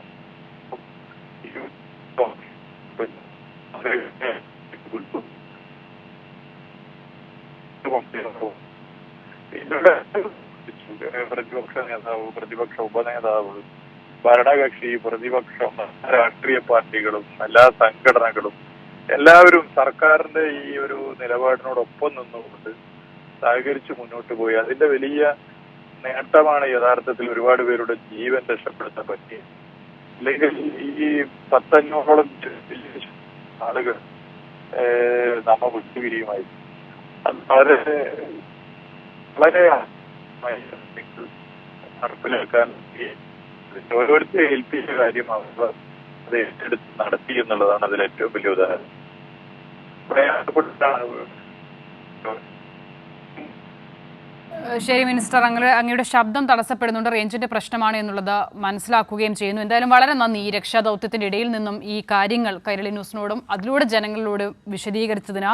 ഇപ്പോൾ മന്ത്രി മുഹമ്മദ് റിയാസ് ആയാലും കെ രാജനായാലും അവരുൾപ്പെടുന്ന എല്ലാ സംഘവും ഈ ദുരിതാശ്വാസ പ്രവർത്തനത്തിന് മുന്നിട്ടിറങ്ങുന്ന രക്ഷാപ്രവർത്തകർ എന്നതിനൊപ്പം തന്നെ ഈ മന്ത്രിമാരുടെ സേവനം അവിടെ ഉണ്ട്. രാവിലെ മുതൽ തന്നെ അവർ ജനങ്ങളോടൊപ്പം നിലയുറപ്പിക്കുകയും ചെയ്തിട്ടുണ്ട്. അവിടെ കണ്ട കാര്യങ്ങൾ കൂടിയാണ് മന്ത്രിമാർ വിശദീകരിക്കുക കൂടി ചെയ്യുന്നത്. ഏറ്റവും പ്രധാനം ഈ ഘട്ടത്തിൽ താൽക്കാലിക പാലം സജ്ജമായിട്ടുണ്ട് എന്നുള്ളതാണ്. ആ മറുകരയിൽ കുടുങ്ങിക്കിടന്ന 486 ആളുകളെ ഇതിനോടകം രക്ഷിക്കാനായിട്ടുണ്ട്. ആദ്യഘട്ടത്തിൽ രക്ഷാപ്രവർത്തനം വളരെ കാര്യക്ഷമമായി തന്നെ ഏകോപിപ്പിക്കാനായത് ദുരന്തമുഖത്ത് കുടുങ്ങിയ മനുഷ്യരുടെ ജീവൻ രക്ഷിക്കുന്നതിന് വലിയ രീതിയിൽ സഹായകരമായിട്ടുണ്ട് എന്നുകൂടി മന്ത്രിമാർ വിശദീകരിക്കുകയാണ്. ഇനിയും കാണാനുള്ള ഒരുപാട് ആളുകളുണ്ട്, കണ്ടെത്താനുള്ള ഒരുപാട് ആളുകളുണ്ട്. അവരിലേക്ക് എത്താനുള്ള ശ്രമങ്ങൾ കൂടി വളരെ കാര്യക്ഷമമായി തന്നെ പുരോഗമിക്കുക കൂടി ചെയ്യുകയാണ്. അങ്ങനെ സാധ്യമായ എല്ലാ മാർഗങ്ങളും വയനാട് എന്ന ദുരന്ത ഭൂമിയിൽ കേരളം ഉപയോഗിക്കുക കൂടി ചെയ്യുകയാണ്. എന്തായാലും ഈ വിഷയവുമായി ബന്ധപ്പെട്ട് കൂടുതൽ വിദഗ്ധരുടെ അഭിപ്രായങ്ങളും ഒക്കെ തേടാനാണ് നമ്മൾ ഈ ഒരു മണിക്കൂറിൽ ശ്രമിച്ചത്. ഈ ചർച്ചയിൽ നമ്മളോടൊപ്പം ചേർന്നത് ഡോക്ടർ MG മനോജും ശ്രീ KT കുഞ്ഞിക്കണ്ണനുമാണ്. രണ്ടുപേർക്കും വളരെയധികം നന്ദി ന്യൂസ് ആൻഡ് വ്യൂസിൽ സഹകരിച്ചതിന്. ഒപ്പം തന്നെ ഈ കാര്യങ്ങൾ വിശദീകരിച്ചത് മിനിസ്റ്റർ കെ രാജൻ, ഒപ്പം മന്ത്രി മുഹമ്മദ് റിയാസ് എന്നിവരാണ്. ന്യൂസ് ആൻഡ് വ്യൂസ് ഇവിടെ പൂർണ്ണമാകുകയാണ്.